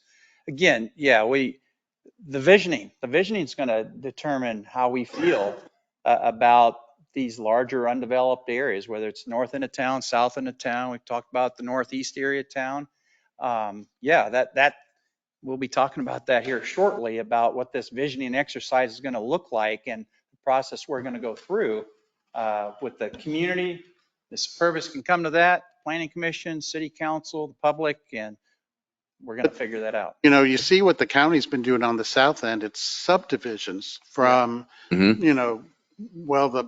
the connection to 339 and 301, all the way down, right on 301, right on Chansey, right on 39. So we sure, and then 2 rivers. So we don't want that. for sure.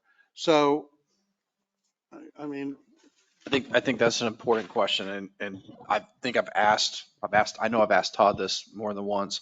I think I've asked all the council members, if not this product, what product? And that, again, I know Todd has mentioned it multiple times. Item 3 under his items tonight is a visioning session. And that's what we have to talk about is, if not this product, what is that product? And that's what Ms. Purvis is asking as well. Can I just say one final thing? This corridor study, okay, so my father died 11 years ago.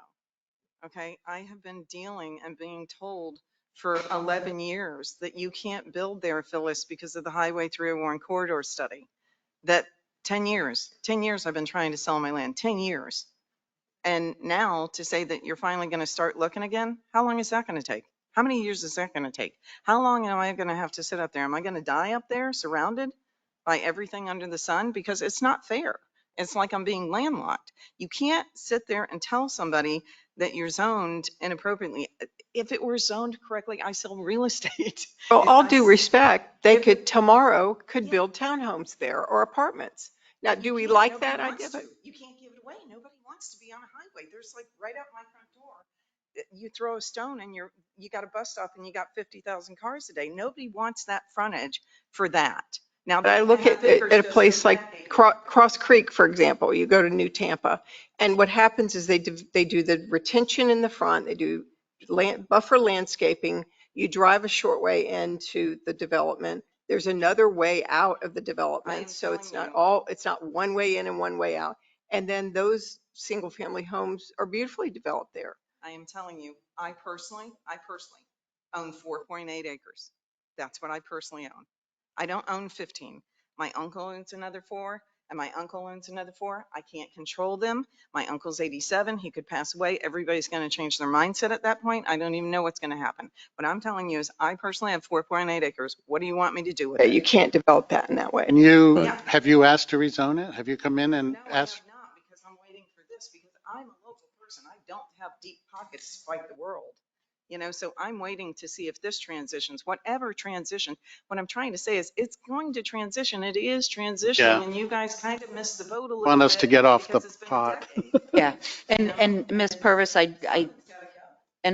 do believe that this I council agree. feels strongly about getting that done, not in 10 years, not in 5 years. It's going to be high on our priorities in this next few months to Well, really and have that I think visioning. we need to do. Okay. but that's why I was saying, asking, can we still do what we want to do on those properties? If we decide that we want to rezone them or whatever it is we want to do, we don't have to necessarily wait Right, for I that agree. to be Do codified. our own visioning, and and we need to vision the whole city, but we need to maybe have sections that we'll look at in this process that we Immediately, can move Right.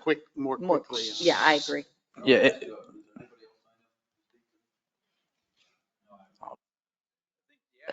Applicant Okay, probably the applicants, did Billy want.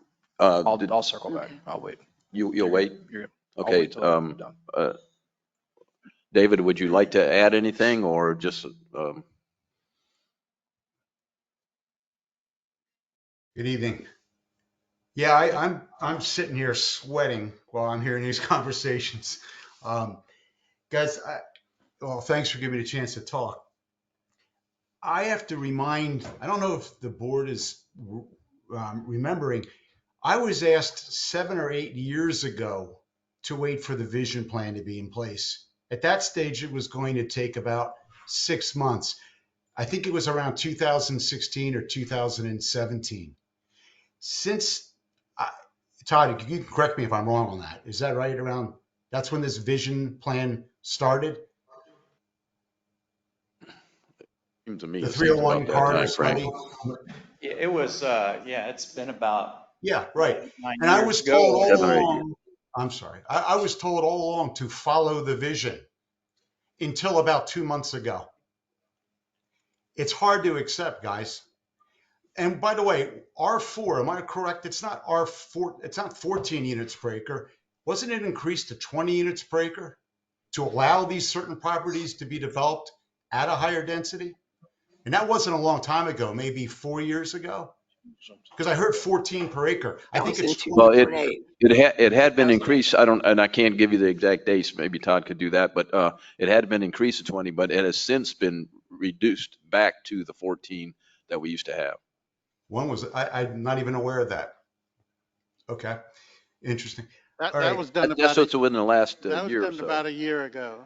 Oh, okay. Regardless, about wow, it seems a long time. Maybe a year and a half ago, I had to fork out 340, 350 units of water and sewer capacity, 50% of the price to reserve it, anticipating 340 units. If that was never to be anticipated, I would have never put out that $700,000, $650,000. But I've really been depending on the direction of the board, and I say the board, I'm talking staff, the planning staff, to give me the direction to follow through in these projects that I work on. So it is disappointing to hear, which a long time ago, I'm going to say back whenever the site plan review committee meeting was, there was a recommendation for approval. I mean, tell me if I'm wrong on that too, but there was an absolute recommendation for approval. Only recently, and I say recently, within the last 2 months, 3 months, when I got a phone call from Todd and Billy Poe, was they're like, danger, danger. It's called being transparent, but it was to me more saying, hey guys, I'm reversing what we recommended. That's what I felt like. This is like a reversal of a decision, and I know no decision is formal until there's an actual vote, public hearing, appeal period. I understand, but I'm following the recommendations of your staff for a very long time. And to be told that now this vision doesn't work because it's, across the street from residential. Can we define street as a 4-lane divided state highway that we front on? This isn't Wire Road that we know floods out. I used to own the Valley Oaks Golf Course. I'm very familiar with the flooding back there. And I did not develop that area because of the flooding. So I am familiar. But to say it's across the road from your residential, I mean, a state divided 4-lane highway. I heard some comments tonight about, we're worried about 55 mile an hour or larger speed limits to, go up and, jam on the brakes basically to, and I don't mean to, put words in someone's mouth, but it sounded like that, to get into this development. There's a state highway FDOT permit being issued, which discusses northbound, southbound vehicular traffic and widenings and improvements that are to be done for this development, and not just development, but the approved townhouse project right behind, which is being built by Brightland Homes shortly. So anyway, guys, we've known each other since 1998 when I've done my first project. There's been 18 of them. I always listened to your advice in the past when there was discussions about other projects. One was called Avoca Court, comes to my mind. Dave, don't do it. Don't put an apartment there. I listened to you, changed the plan, took 2.5 years extra. I've always done everything you guys have recommended and followed. I'm doing the same thing here right now, but now I'm being told we're going to re-envision the area. Guys, I've been envisioning this. This envision was 7 years ago, right? It sounds like we want to start over and look again at this property. I'll be dead by the time this thing gets looked at. I join, Ms. Purvis in the same comment. This is a need. I heard another comment earlier about we don't know about the amount of housing. I'm sorry, hotels that are needed for this area, rooms. You're worried about oversaturating the market. My minor at Boston University was in hospitality administration. All right. I did an internship with the Hyatt Regency Company for 2 years while in college and outside of college. I understand what is needed in the way of, density. A 20,000 home community needs approximately 2,500 quality hotel rooms, not even close to that number. And I can tell you, a 2-story building might get you a Motel 6 or a Red Roof Inn, and I have nothing against those products. I used to manage one, back in college, but this is going to be a product that you're going to be extremely proud of. A 4-story, up to 4-story. By the way, it's 45 feet. It's not 60 feet in height. It's 45 feet. Okay, so I don't know why we're talking about 60 feet all the time, if that makes any difference. 12 feet first story, 11 feet for each additional story, roughly 45 feet, maybe give or take a foot or two. But anyway, why we're talking about a quality hotel, that's the only thing I want to do in this area, is to bring in a product that will have a restaurant in each hotel, will have a bar, will have catering facilities or banquet facilities, so you can have a nice wedding facility in the city of Zephyrhills. You know, there's no place to go. When you have guests over the Christmas holidays, other than staying in your home, where are they going to go? They're going to go spend their money outside in Land O'Lakes, Lake Wales, Lake Wales, excuse me, Land O'Lakes, Wesley Chapel, or Dade City to the north. They're not staying in your city. They're not. You know, it's unfortunate. The money's not going there. I saw the tennis center getting built. What a tremendous, property that we donated and love and are proud of. And I know you all are as well, but it's suffering. And it's suffering because they can't host tournaments. You guys don't have the ability to house the people to host those facilities. I'm going to resolve that problem. I can bring up to 240, 260 hotel rooms, banquet facilities, restaurants, food and beverage license I was thinking about, alcoholic beverage license. I want to build something you're going to be proud of. And guys, there's no place downtown to build this. There's no place that's available with 5 acres. I wish there was. I heard another comment earlier about, maybe if it was closer to, you didn't say Pretty Pond Road, but I guess that's what you were saying. And guess what? 3 or 4 years ago, and Todd can be my witness, I asked if Pretty Pond could be the location for some hotels. And at the time I was told it's kind of off the beaten path, and maybe, Todd was right. But guys, this is a great location for it. We're not hurting anybody. To the North County Road, I guess it's a lower rate motel or multifamily type of building. I'm in the west. There's more undeveloped land, which wants to be the same to the south, as you've heard. And across the street, you're right, is the mobile park plus Trotter's Crossing being developed.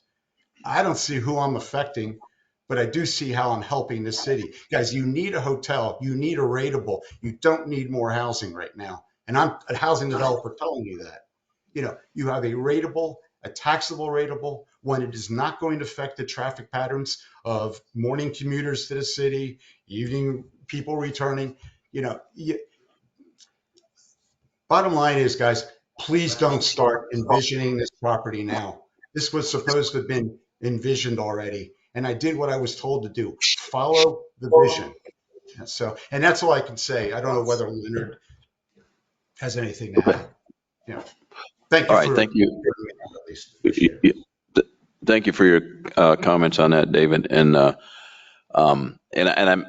my mind, I'm not thinking visioning that's going to take a long time either. It's kind of like, what do we want to do there? I mean, we can make that decision fairly quick. I don't think we need to have a long drawn out process on it. It's just a matter of, and for me, that north end of town is already kind of like our commercial area to begin with. And so I wouldn't be opposed to, commercial there on up or whatever. And then you got some residential towards the backside, like we said. I mean, that's just my thoughts on it. So. That's And, me back there. Yeah. typically you build a lot of houses and then the commercial they go in cycles. So, we don't need more residential right now. Lord knows. And, David, part of the issues, but this is Steve Spina. Hi, Steve. Part of the issue has been, the council's changed in the last year and a half. We had a moratorium. We have issues with our water use permit, as you know. We have traffic issues. So we're trying to juggle a lot of things in here and provide planning and development that won't adversely impact issues we're already dealing with. So that's, I think, a lot of, what's driving some of this. I think we need a visioning session, but I'm thinking we need maybe a day long or a morning session where we look at things and talk. I'm not talking about a 6-week or longer exercise. I think we need to, do something, come out with some ideas and then move on. So Yeah, so the visioning plan or the 301 vision plan is complete. So it's a hard document sitting on a shelf that we can review. If council agrees with it, we can move forward with the approval of it. The issue is that it was done in conjunction with the city, Zephyrhills, Pasco, Dade City, but it was never officially adopted. Yes, I heard. I know Correct. that. Well, and That's what I that's what was I'm saying. saying Why is that we couldn't we can look just at do it and what we we can look want at to it do? quickly and say, hey, here it is, we agree with it, move it forward, or Right, tweak it because since however, that but time, Dade City is moving further south and they're doing correct, doing it the way they want to do it. So, I mean, correct.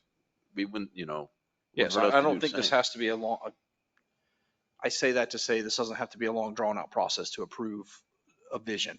If, Well, it's in there, I mean, particular, this particular property, I think we owe it to this applicant to make a decision and move forward. correct. Um, And if we have any specific concerns, that we address those after we have this visioning discussion, and that the planning commission can get behind, our staff can get behind, and the rest of council can support. Well, honestly, weren't we planning a joint, with the planning commission meeting for January? Weren't we going to do that anyways? That's the next item on there is Okay, request. Yeah. okay. The So, request and, is and that was going to presentation be, date. Mr. Burgess, Well, this is yeah, Lynn Johnson. If I we could do accept the jump in for a we report. can't second. even get through. okay. Who? Okay. This Mr. is Johnson, go ahead. Lynn Johnson, the representative. Thank you very much. Just a couple of things, because I spent some time with the Planning Commission just a few weeks ago, and really all of these issues were discussed at the time. One, Todd has pointed out too, which we have agreed. I think we all agree that low-end hotels are not what the city most needs at this moment. It needs a high-end or higher-end amenitized hotel. We have agreed that that could be a condition of an approval, that it contain a restaurant and conference space within the hotel or hotels, to address what everybody who has spoken tonight recognizes as a significant need in the town. The other item is, and I hear and understand what Billy's saying too, but the city has been operating on a vision for this area since 2017. When we came in, which now has been roughly a year ago with this application, that vision is what we were pointed to. We have, and I believe Todd will verify this, we have designed, redesigned, every time staff came to us to say, it would be a little better project if you could do X. X got done. This is a well thought out, project, or at least concept of a project. It's the right. It sits on a 4-lane divided U.S. highway, which how it's not compatible. It's hard to say it's not compatible with the surrounding, because there's nothing really surrounding it. We are in the property to the east with the townhouse project, uh, which has had, as the mayor pointed out, we discussed this at the Planning Commission. There has been significant work done on the drainage for this site and the townhouse site, which will be sort of a joint drainage, and it really has to be the way the land slopes. It'll run through an area and then be retained on a portion of the townhome site. But it's not willy-nilly. It's not, let's slap something together. It's been engineered, re-engineered, and well thought out. We've been at it, as I said, specifically on this site and on this project for approximately a year. And, the idea of visioning and, then visioning becomes, well, let's do comp plan revisions. I find it hard to believe that that's going to happen in the next month to 2 to 3. It takes time. If you're getting additional input and so forth, this seems to me, and again, the Planning Commission recommended approval. This seems to me like the right place and the right project, and it fits the needs of the city. And this seems to me, clearly this is going to be a commercial area. Just an extension of the commercial that you've got developing through that whole area already. Thank you. Right. Thank you, Mr. Johnson. Yes, go ahead, Mayor. With the new program that we have at the planning department, are we able to do a topography map so, when we come to the visioning, we could see what this is actually going to look like with the cut of the hill and everything else? Is that possible with the new program that you have? Yeah, again, we have a topography map in there, and Cody Bogart, the engineer, provided we had the Harbor Jolly renderings, and then the profile cross section where you show the existing proposed grades and at least one idea where you'd have some cut.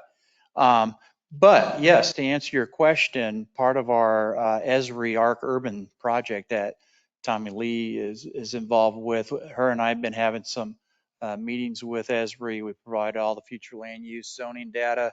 We're gearing up where we got a couple examples that we're going to be able to do. Moving forward, that's the benefit of that software, where we're going to be able But we're to not there yet. provide a lot, Okay.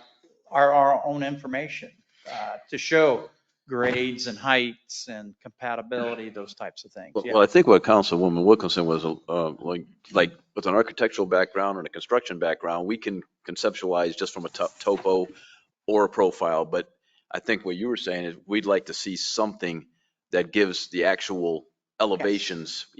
How high is that hill there? Because like you said, what we're looking at here is not reflective of what it really that looks like. picture's not reflective of the So road. for those that maybe can't visualize, or it does make it easier for us too, to have a better of the elevation there. I mean, this is nice, and like Steve said, the product looks nice too, and I think that's what we're really looking for is right product, right place, and one thing that hasn't been brought up, but I think has been brought up with the applicant before, is the Dairy Road extension, because I think no matter what we do along that 301 and any of that property there, that has to be a part of what we're looking for, is that Dairy Road extension. Plans for the Wire Okay. Ridge Townhomes continue 60-foot of right of way north. Right. So that's shown on the construction plans for the project. Yes. Yeah. And then the other thing is, I just want some clarification because yes, David, you or Mr. Warnaker, we keep going 65, 45, and even the engineer that night, we kept going back and forth and not a clear picture. So is the 45 feet, is that 3-story building, or is the 45 feet 45 is the fourth. is the fourth? Yes. Okay, is the fourth. That was one of And the if we things. could see that, like Councilman Wilkinson said, that 45-foot product with the actual Right. topography out there, it would help. That would It might even, some people might even look at it and say, hey, you know what, that's not as bad as I thought it was going to be. That's right. Like, for Exactly. example, we have that image. I mean, it's very common in our office that we'll take photographs from the car and, and you're doing these photographs and then you superimpose the mass. And that's the thing that our software does now, that you superimpose the proposed mass on the property at the proposed location. You might be surprised that you can't see 30% of it from the car when you're when you're driving down the road. But those are the kinds of things that we can't get a good picture of because we have this conceptual artistic rendering of focused on the building, and then it's representing this road as flat and with no turn lanes that looks like a frontage road, and it's not, and it's a 4-lane, US highway going, with people driving 55 miles an hour. So that was our only, my only, and there's no signage, no pylon signage represented. I know it's early in the process, but again, it's conceptual renderings that are accurate as it relates to the existing topography and what you're really going to see when you're there. And maybe the building gets slid back, a parking space or 20 feet, and what kind of difference that makes from a visual impact to the top of the hill. Go ahead. President, I have two. One of the notes I wrote when we were talking about this and you were presenting the slides, Todd, was, and this is Steve again. You talked about screening, and I was wondering what kind of screening is Well, visible for a 4-story building. yeah, I mean, you saw on the, I guess it'd be the Existing northern 30-foot part tree. of the property, there's existing trees. Mhm. Again, we haven't gotten into any site planning. I don't know Right. if the engineer has looked at that comprehensively yet at this point. Obviously, you try to leave the existing trees because there are some there if you driven by the site. Right. Right. And then the screening can be a combination of berms, walls, landscaping, increased landscaping, a lot of different ways. And then, I think like you brought up, Jody, probably the setback from the property boundary line, setting the building back.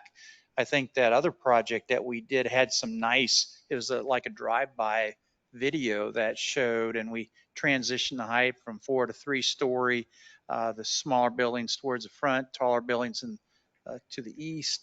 So there's different elements that Okay. could be brought into the site planning process where you could reduce or mitigate some of that visual impact of the 4-story. I have one more question then, if I may. When was this property annexed and zoned R4? All of it? Do we know? A long time ago. I don't know. You 20 years ago? 20 years ago? That sounds And about right. it was A lot zoned has R4 at the changed. time? Yes. Right, just yeah, okay. All right, thanks. If I may, if I Go can ahead. address the mayor's question. We have the software to do what you're asking for. Our experience level is not to that point Got yet. it. That's what I was asking. So It's not yes, something, we have the software. but we don't. I don't want to tell you we can do it and not be able to produce it. I got you. So I have faith I in think her. we need to have a conversation with the applicant to be able to produce that so that you have that visual. We'll try, but The supplier should help you then, the people we bought it from. Couldn't they help you?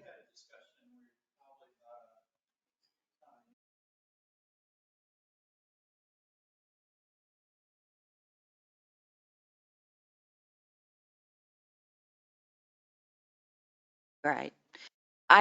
And that's why I just asked. I didn't know how far in we had done the training and stuff. So that was just a question that I asked because, I mean, I am not a construction person. And if I'm wrong, I'm wrong. I'm okay with that too.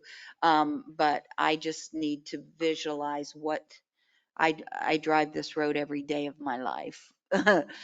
Because my office is in Dade City. So I'm having, Well, I think one thing, if the trees could remain there, because you drive by that trailer park every day, nobody ever sees that trailer park. You don't know Right. it's there because of those trees. Right. So, I mean, I think there's things, if we can maintain them, I don't know what would have to stay or go or whatever, but I mean, there's options for sure. The other question I think we just really need to answer is a hotel at this location Right. something we all can support? And if it is, what's going to happen on both sides of it? And those are the kinds of things that we need to talk about during and not drag this out for the folks who are struggling with the answers from us. Well, let's go right to 4.3. Your request is to set a date for visioning session workshop, and that is to include the planning commission and then of course public. Public, Uh, council, mayor, staff, yeah. if you want, are we going to jump into that? Again, Well, there's that's what no, I'm saying. Let's go ahead and let's jump into that because I think it's a really important part of the whole process. We're sort of talking about everything to me in reverse. that's why we wanted to bring it up tonight. Exactly. Okay, so you see the plan, Zephyrhills, our comp plan update, the year, the next steps. what we're talking about doing, I've been working with Tammy Verana Consulting on this. We're going to do some visual preference surveys. We're going to look at a lot of images. I got some slides that talks about this a little bit. We're talking about different ways to survey people. I'll show you a slide on that. We're going to, just like the mobility plan, we're going to create a web page that talks about this visioning so everyone can stay in touch with the city and what we're doing and make sure we got good collaborative effort between the governmental folks, the public, and everyone. We're going to have some workshops where we talk about this. And then once we're all done, then we'll update the growth policies. And that's the comp plan, the policy part, but then implementation through the zoning and what we're talking about this corridor preservation plan, which we could jump into. Oh, I got the. I don't know if this is working. Okay, thank you. We talked about the VPS stands for Visual Preference Surveying. Okay. So what is that? So what we want to try to get is the public opinion on images. What we're going to have is a variety of different types of images that shows how, when, where, how, what we can grow, how we can develop, what it is, what it looks like, all that. So we'll have a survey that provides a lot of different ideas of how these areas could look. Community design, different types of architectural style, how we can develop the land, tiering the land, do we keep the hilltops, streetscaping, how the built environment will actually be built from an engineering standpoint. Okay. And again, we're just talking about the importance of what we're wanting to do the visioning for, how the land use is going to develop, talking about transportation. Again, how does it look like? How tall is it? What's the architectural style? Do we want to get into that? Again, with that built environment and the site design, they kind of go hand in hand of talking about how the end product is going to look in these larger undeveloped areas of the city. Okay. So here's a lot of the types of images where we're going to be. I won't go through all these, but you can get a pretty good idea. We're looking at this comprehensively from, I'll reference that housing type. Where do we want the housing? What do we want it to look like? How tall do we want it to be? What's the density on it? And how do we want it to look on the property? And there's in different areas of the city, we might want it to look a little bit different on a side of a hill versus a flat piece of land. But, you can see here, a lot of images we'll be creating for that survey that everyone will have a chance to look at. Okay. 3 different types of survey and that we're looking at. A little phone app that you can do the survey. We'll do the old school written forms, and we'll do an online survey. Okay. And here's just an example of the rating system. So you'll have a photo, and what you go on, you go in there and you rate it. So you can see the different categories that you could rate for each of those pictures under A, B, C, and D, and the variant scale there of how you rate the image. That's how we're going to propose to do this. Okay. We want to have a mapping activity, and where we're susceptible to change. Where we create the vision for a lot of different areas in the city. Okay. So the green areas, we'll use the green marker to mark up the plans where we have great conditions. Green is go, where we don't really think that we have to have a lot of changes. That could be a parkland, it could be city hall, environmentally sensitive lands, areas that we don't really feel like there'd be any change necessary being green. Okay. Yellow, that could be the outer line areas, lots and buildings that are in good condition. They might need some minor repair, and this could be in the downtown core, the CRA, the form-based code, areas that probably need a little improvement, so we'd mark those in yellow. Farmlands, we don't really have much of that, so I don't think that'd be the case. Okay. The orange would be lots and buildings that need major improvements. And these would be areas that we probably target for infill. And that could be new development, could be redevelopment, but the orange would dictate. Again, all of us would be around a table with the markers and we'd collectively agree what level of that project or that property or that building is in to determine the color. Okay. The high susceptibility to change, that's where really the land, the buildings, everything on the property is just really inappropriate. Could be non-conforming, a lot of different deteriorated, vacant. This is where we seriously want to have new development, redevelopment to occur. And again, areas of the form-based code, CRA, would probably be high candidates for that. Okay.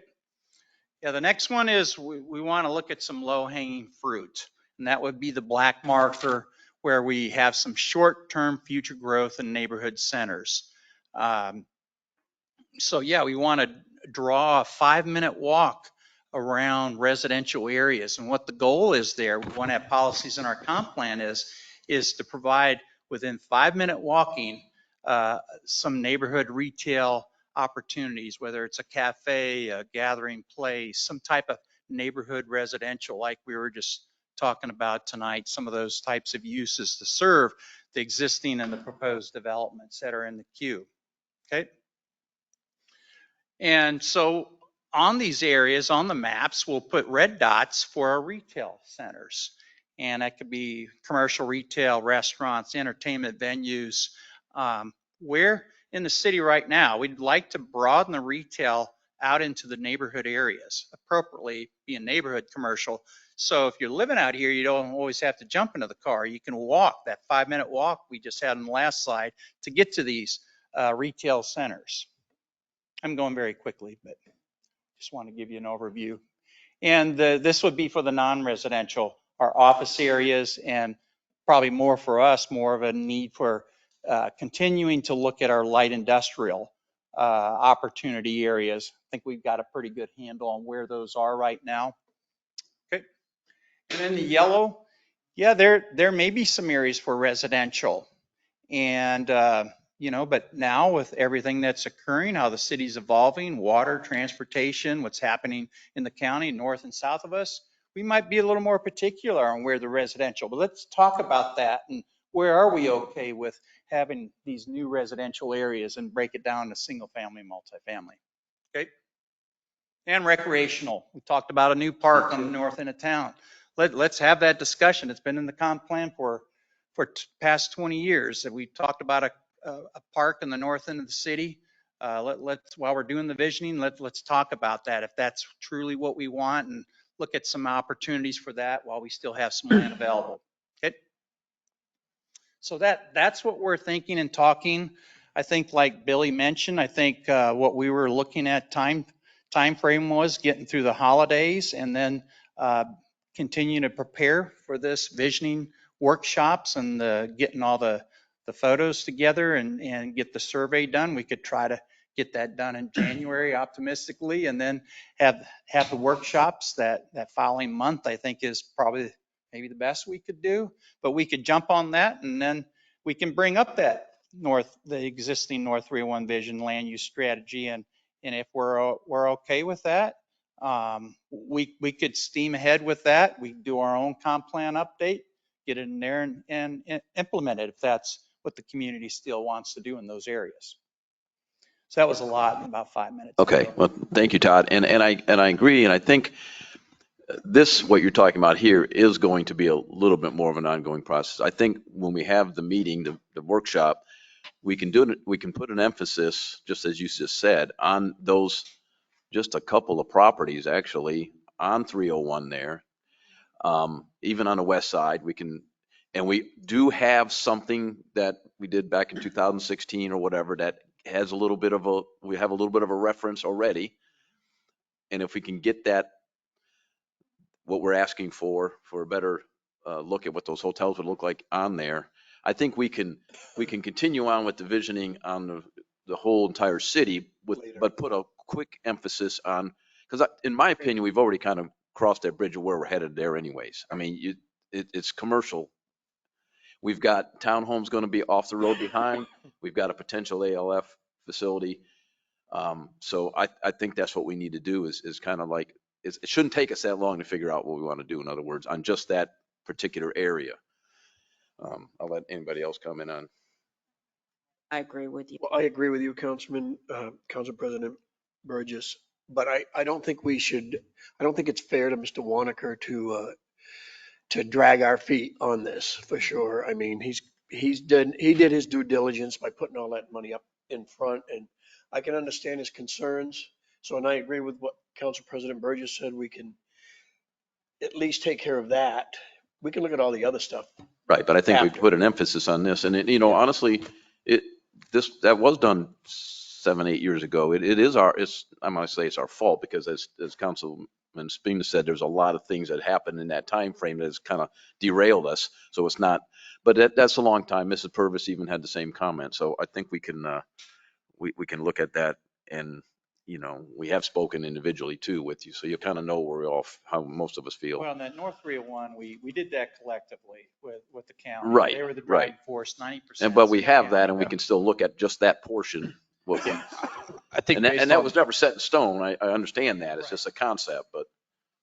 Yeah, based on the conversations that I've heard tonight, a little bit different than what the plan was for the 2045 visioning, and that taking, obviously not rushing it, right? So we're trying to, for this, we're really looking at how do we allocate our water moving forward, and how do we want to see ourselves grow. Based on North 301, I think we can take the 301 master plan or visioning plan that is on the shelf. We review that, we look at it, and we really look at, we have two different sessions, right? This is the long range plan, but then we look at 301 from Cossack north to kind of our northern boundary, which is the Warnaker property. And we can move quickly on that. We settle that, we get direction, and we say, okay, based on the visioning plan that's in place, or that has been agreed to, we can make recommendations based on that. Then we can move into the 2045 visioning plan. That's my suggestion, because this is going to take a lot longer. Yeah, Correct. I agree. If we pull the plan off the shelf, and we review that and we tweak it, and then we can say, this is what we want to see. Identify the current users and, Correct. and we look at, what's the best use, and look at both sides of the road or whatever. But I think that's a great approach. And I think that what we should do as part of all that is look at the different commercial zones and see what their permitted uses are. And then we have an idea of what we want on the front of the road. I mean, we can drive down State Road 56 at Wesley Chapel, Brewsby down. All of them have really, in my adulthood, developed overnight with all these commercial things on the front and all these subdivisions behind them. And remember, we don't really want these subdivisions, but I think if we look and see what the 3 commercial zones permit, we can figure out how we want to zone it. Maybe we come up with a new zone even of different things that will have a lesser impact on 301, but provide, that common typical use. I don't know. Or No, mixed that's use well that- said. I think that's exactly what we need to do, is look at that. Right product, right place.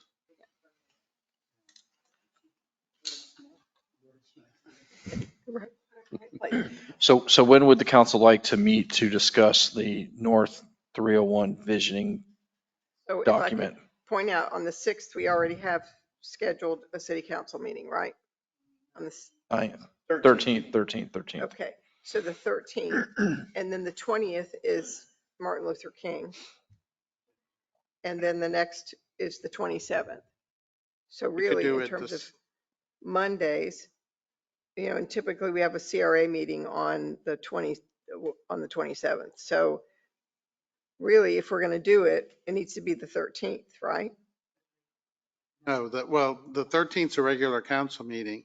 If you want a special meeting, I was gonna say, I don't know We that could we, do I it don't the know that 6th, or we if could we're do gonna it do something like- with the planning commission together, I don't know that or maybe even like, when do you meet? The 3rd Tuesday for planning?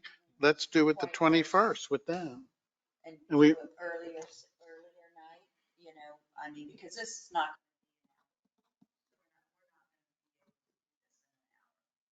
So, that's you know, could we do the 21st for the planning? Did you have anything big on that meeting? I think, yeah, I don't believe we do. So we should be okay to do it. Could we do the format of the workshop where you kind of do what you just did there?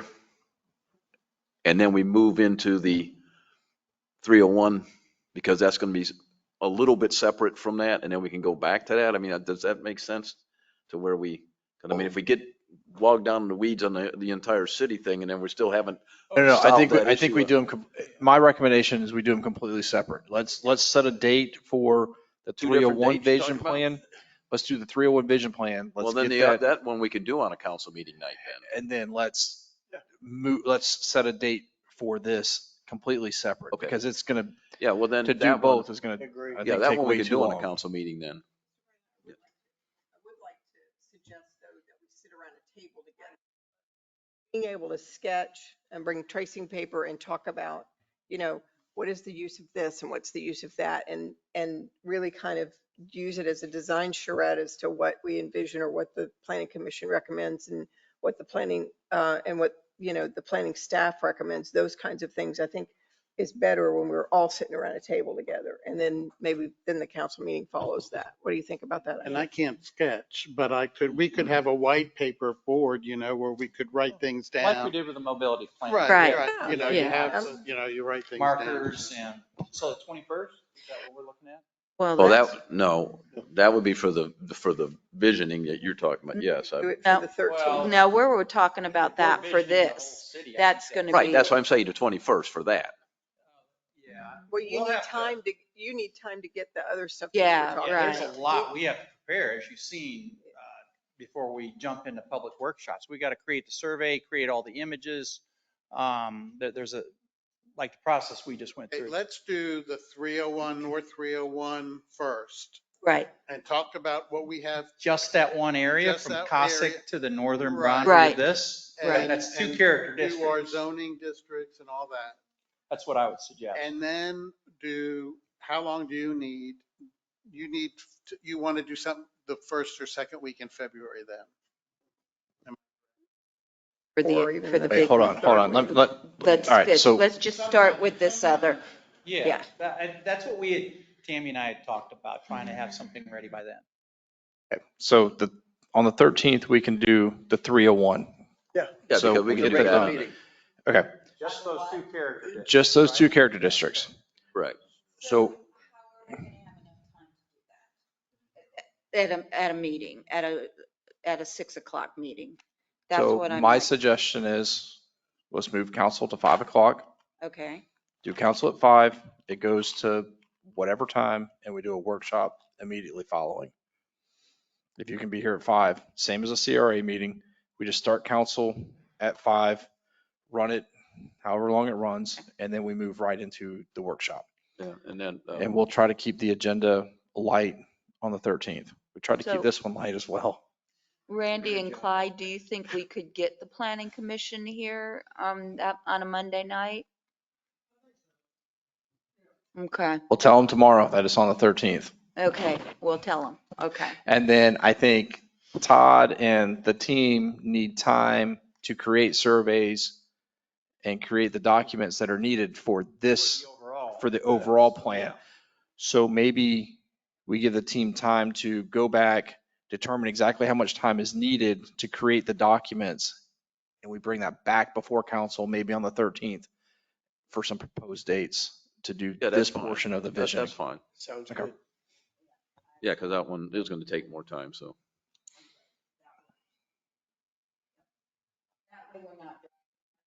And we're not rushing. But it gives us time to be able to talk together because we really are going to have to talk things out. Yeah. Okay. So we have the direction on that. Any other questions, Todd?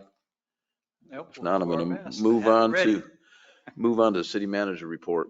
Your planning people just probably had a heart failure, but you guys will be ready.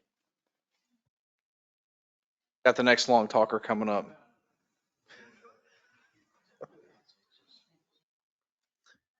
Kevin Weiss, City of Zephyrhills Public Information Officer. Ricardo, do you have the updated rendering? Okay, so last month, I brought forward the idea for the lobby wall sign in the first floor, and you all had recommended that we raise it and make it slightly smaller. So the vendor has done that, making it approximately 108 inches wide by 72 inches tall. And they also provided a sample.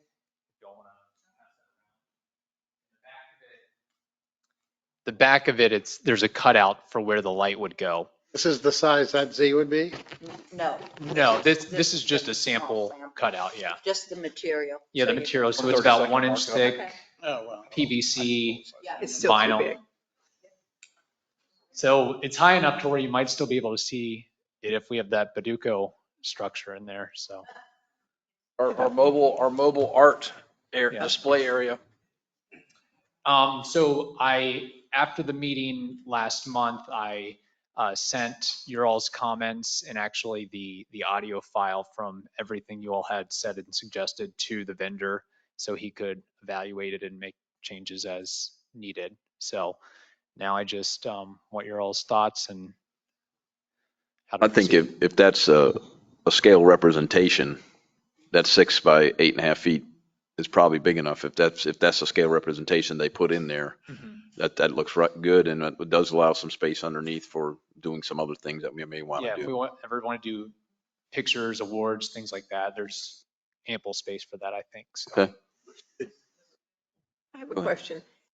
Did they do a mock-up like we talked about and bring it out so that you could look at it? A cardboard cutout, I Yeah. can ask for that again. Okay. Yeah. I'd like you to do that just Okay. because I want you to ask yourself this question. Who is this sign for? So if the idea is to be able to see it from the exterior when you drive down the road, that's one thing. Mhm. But if it's for if it's for people inside the space, you really should see a person inside the space looking at this thing. Okay. I think you're going to find that it's still a little too big. Okay. My recommendation would be 5 feet by 7.5 feet and lower it a little bit. I think, again, this is something I do all the time. I think you're going to find that when they do the cutout and they put it on the wall and you stand there, you look at it, you go, oh, wow, that's kind of big. So I will defer to whatever you decide Okay. ultimately, but Yeah, just I'll ask them again food for for that. thought. So Okay. I know they've been working on the Hercules Park signage as Okay. well, so they've been a little tied up. But yeah, I will follow up. All right. Anything else? All right, thank you. No. City manager, you have anything else? Oh, I got all kinds of items this evening. So I will go quick. Quick update. Tina Joe's payment was made today for essentially 2023's dues or lease. We're still missing 4 months. We gave him time to get those in, gave him to the end of the month. So he said he would come in today, make the payment. The payment was made. So we're working closer. We're getting closer. A big thank you to APS, Asphalt Paving Systems. The parade Saturday evening, our street sweepers down. Shane made a call to APS. They came out and swept the streets for us, sent a driver with equipment and took care of the downtown for us. I'll say it was probably one of the messiest, it's the messiest I've seen downtown after an event this year. People just left stuff everywhere. So kudos to the crowd or to the team, Main Street and Streets Parks for the parade and the cleanup on that. Speaking of the parade, Baduco had a representative here, and I won't go into the whole conversation, but her comment was it looked like a holiday movie as she was watching the parade go by. So I thought that was pretty nice. We also, Nathan and I have a meeting with the FAA on the 19th out at Skydive City. Hopefully we're getting close to being able to accommodate Skydive City's wants and needs and our wants and needs to be able to, receive our grant dollars again from the FAA. Probably the biggest thing is the appropriations request for 2025. We need to have a conversation. The issue is I found out the other day, is that our legislative delegation meeting is on January 7th. We do not have another meeting between now and then, and we have to submit projects to the delegation for consideration and support. So I'm not sure how the council wants to handle it. If we want to have a special workshop to discuss appropriations requests, we would have to schedule it between now and I would say probably the end of the year. Well, I would say that you can meet with us individually to see what we have, and then it would just come down to prioritizing in a meeting, I would think. Because we'll have to obviously choose between a handful of ideas. So I would say we need to, and I don't know the number, they typically tell me each year, but I would say no more than three, no more than three requests that we submit. Correct, yeah. I think there's going to be a high priority on stormwater this year, just saying. Stormwater. I was going to say just do that. So, I mean, we can Yeah. pick stormwater projects, and we can submit those. Get us money. Okay, so I think what we can do is we have a project. One is Zephyr Park. We've submitted that for several years, and it's stormwater related. So it's both park improvements, but stormwater. And then we can look at stormwater projects that we have that we can request. If council's okay with that, we as a staff will focus on stormwater projects, and that's it. Are there any other shovel-ready kinds of projects that have been kind of pushed to the wayside? Maybe maybe sewer, water sewer, just in case, I will look and see. I'm not aware. I believe everything's been pretty well funded. Okay. Yes, ma'am. I support that, Okay. that decision and to Okay. focus on stormwater. Oh, yeah. The other item that we probably could have is the T hangars. You know, we have a large waiting list at the airport for T hangars. I think that's something that we probably need to talk about with Nathan in conjunction with FDOT funding, FAA funding, and making sure that within the ASIP, I don't know what that stands for, but basically the planning document for, or maybe it's the JSIP, the planning document for the airport, where that falls in years. So that's something that could be added, that's airport related. So, and that's a revenue generator. Right. Well, aren't you a little short of money for? We're pretty much 100% short for the terminal. So we could look at the terminal funding, but we've also, I say we, Nathan and Mosen have had conversations with FDOT, excuse me, and the FAA about potential funding, but it would push the construction of the terminal out, I think, to 27, but some potential funding through the JSIP. Correct. Yeah. So that's all I have for this evening. Okay. Let's see. I skipped the mayor there somehow. Well, we'll go back to the mayor. I'm trying to get that. Yeah, I know we're way past the times. I apologize, everybody. It's been a long night, but I think you know that I had been working on trying to get our pantries back stocked. So today I want to make sure I thank Public Works. They were out there at 7 a.m. this morning helping. The truck showed up at 5:30 this morning, and Public Works, I got a hold of Shane at 7. They quickly got forklift over there. We ended up with being able to help 14 pantries, 22 pallets of food, 33,700 pounds of food that was given out today. It was a huge deal for these people, and I know that it's not something the mayor usually does, but it's something that I could do, and I felt strongly that we needed to do that for our community. After the hurricane, everybody's suffering. So I'll tell you about some of the stories today from Where these did the food pantries. come So they came from my church, and we have a huge humanitarian program in my church. So I requested it. I wasn't sure if I was going to get it. So it came from Salt Lake City. So the trucks, yeah. So, but when it came, it was supposed to be non-perishable. We ended up with 6 pallets of cheese, and I say cheese, beautiful blocks of cheese. And I had a panic mode of it can't sit outside. Shane told me it can't. And quickly we were able to call the pantries, and they were beyond welcome. They said they never get cheese. So they 540 blocks of cheese today, plus 16 other items. So it was a huge blessing for our community. And I just wanted to let you guys know that we had done that, and I felt great about it. Parade, it was amazing this year. The parade was just fantastic. I miss not being able to see it. Dang, I like being the spectator. But we literally ran. It was a little too fast. We ran. We were able to give out right around 5,000 of those. Yes, and then we gave away the rest of them today.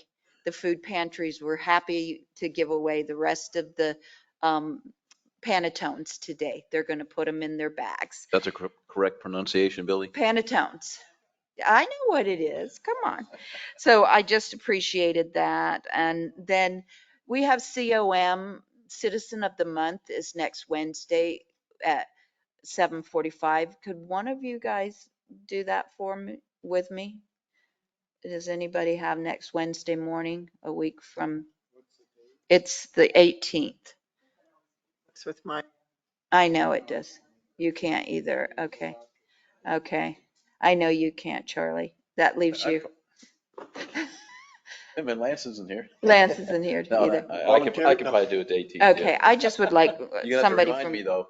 I Lot will going on. remind you, Lot going on right 7:45 now. Chick-fil-A. It's Okay. been a while since I've done it anyway, so. Okay, so yeah, I wanted somebody from city council to be there. So, all right, that's all I have. Thank you, guys. Thank you for being patient. And 8:30, I know. I bounce back to city attorney.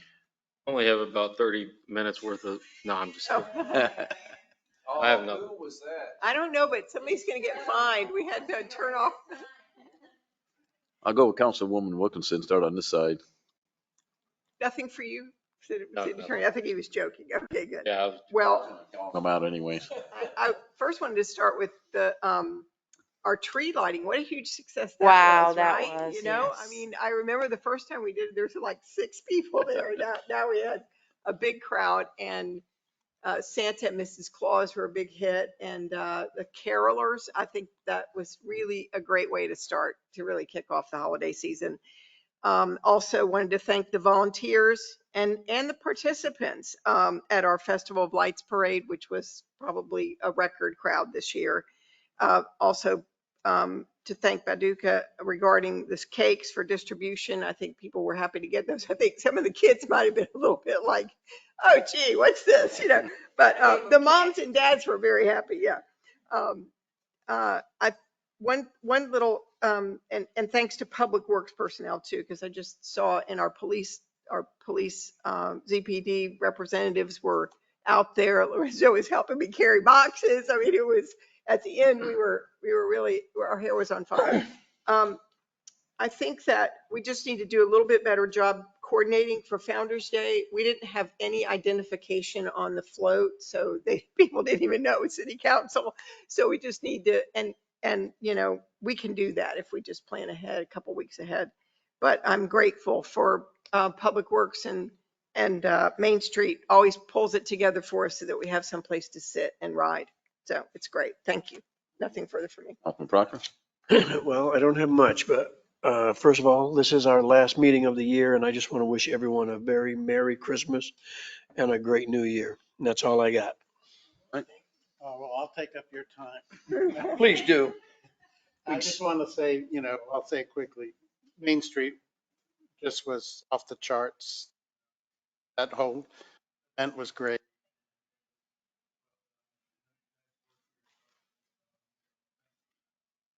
Um,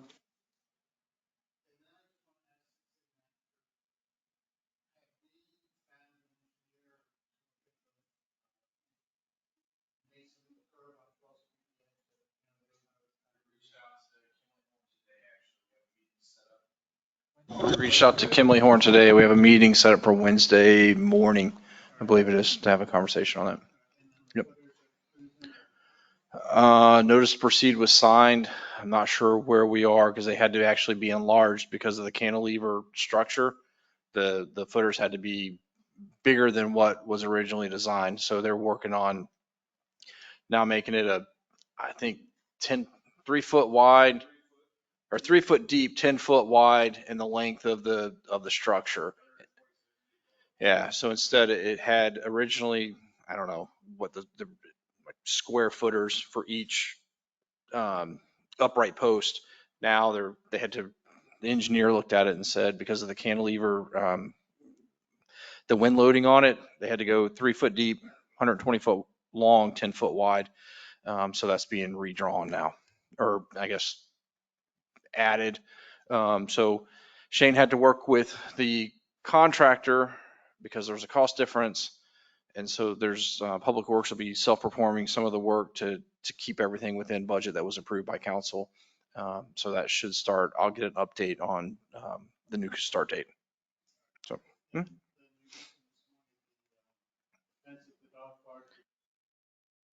for the gates to be fabricated. Mhm. Correct. Yep. I do not have an ETA on that.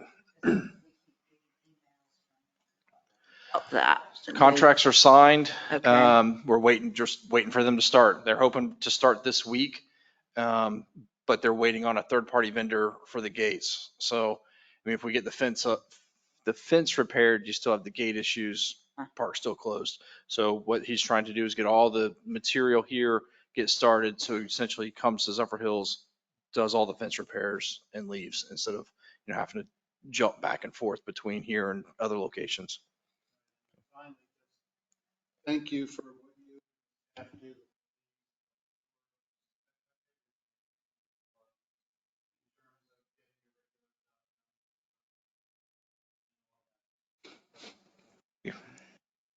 And yeah, kudos and thanks to Main Street, Public Works, Police Department, and all those involved in making those Hallmark holiday movie events, the tree lighting and the parade and all that. That is so cool. And as Councilman Proctor said, Merry Christmas and Happy New Year. And let's not forget about our Christmas party, city Christmas party on Friday too.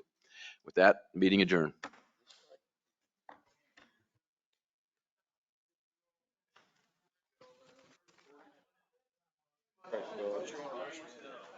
Yeah, but we're doing. Yeah, we can tell.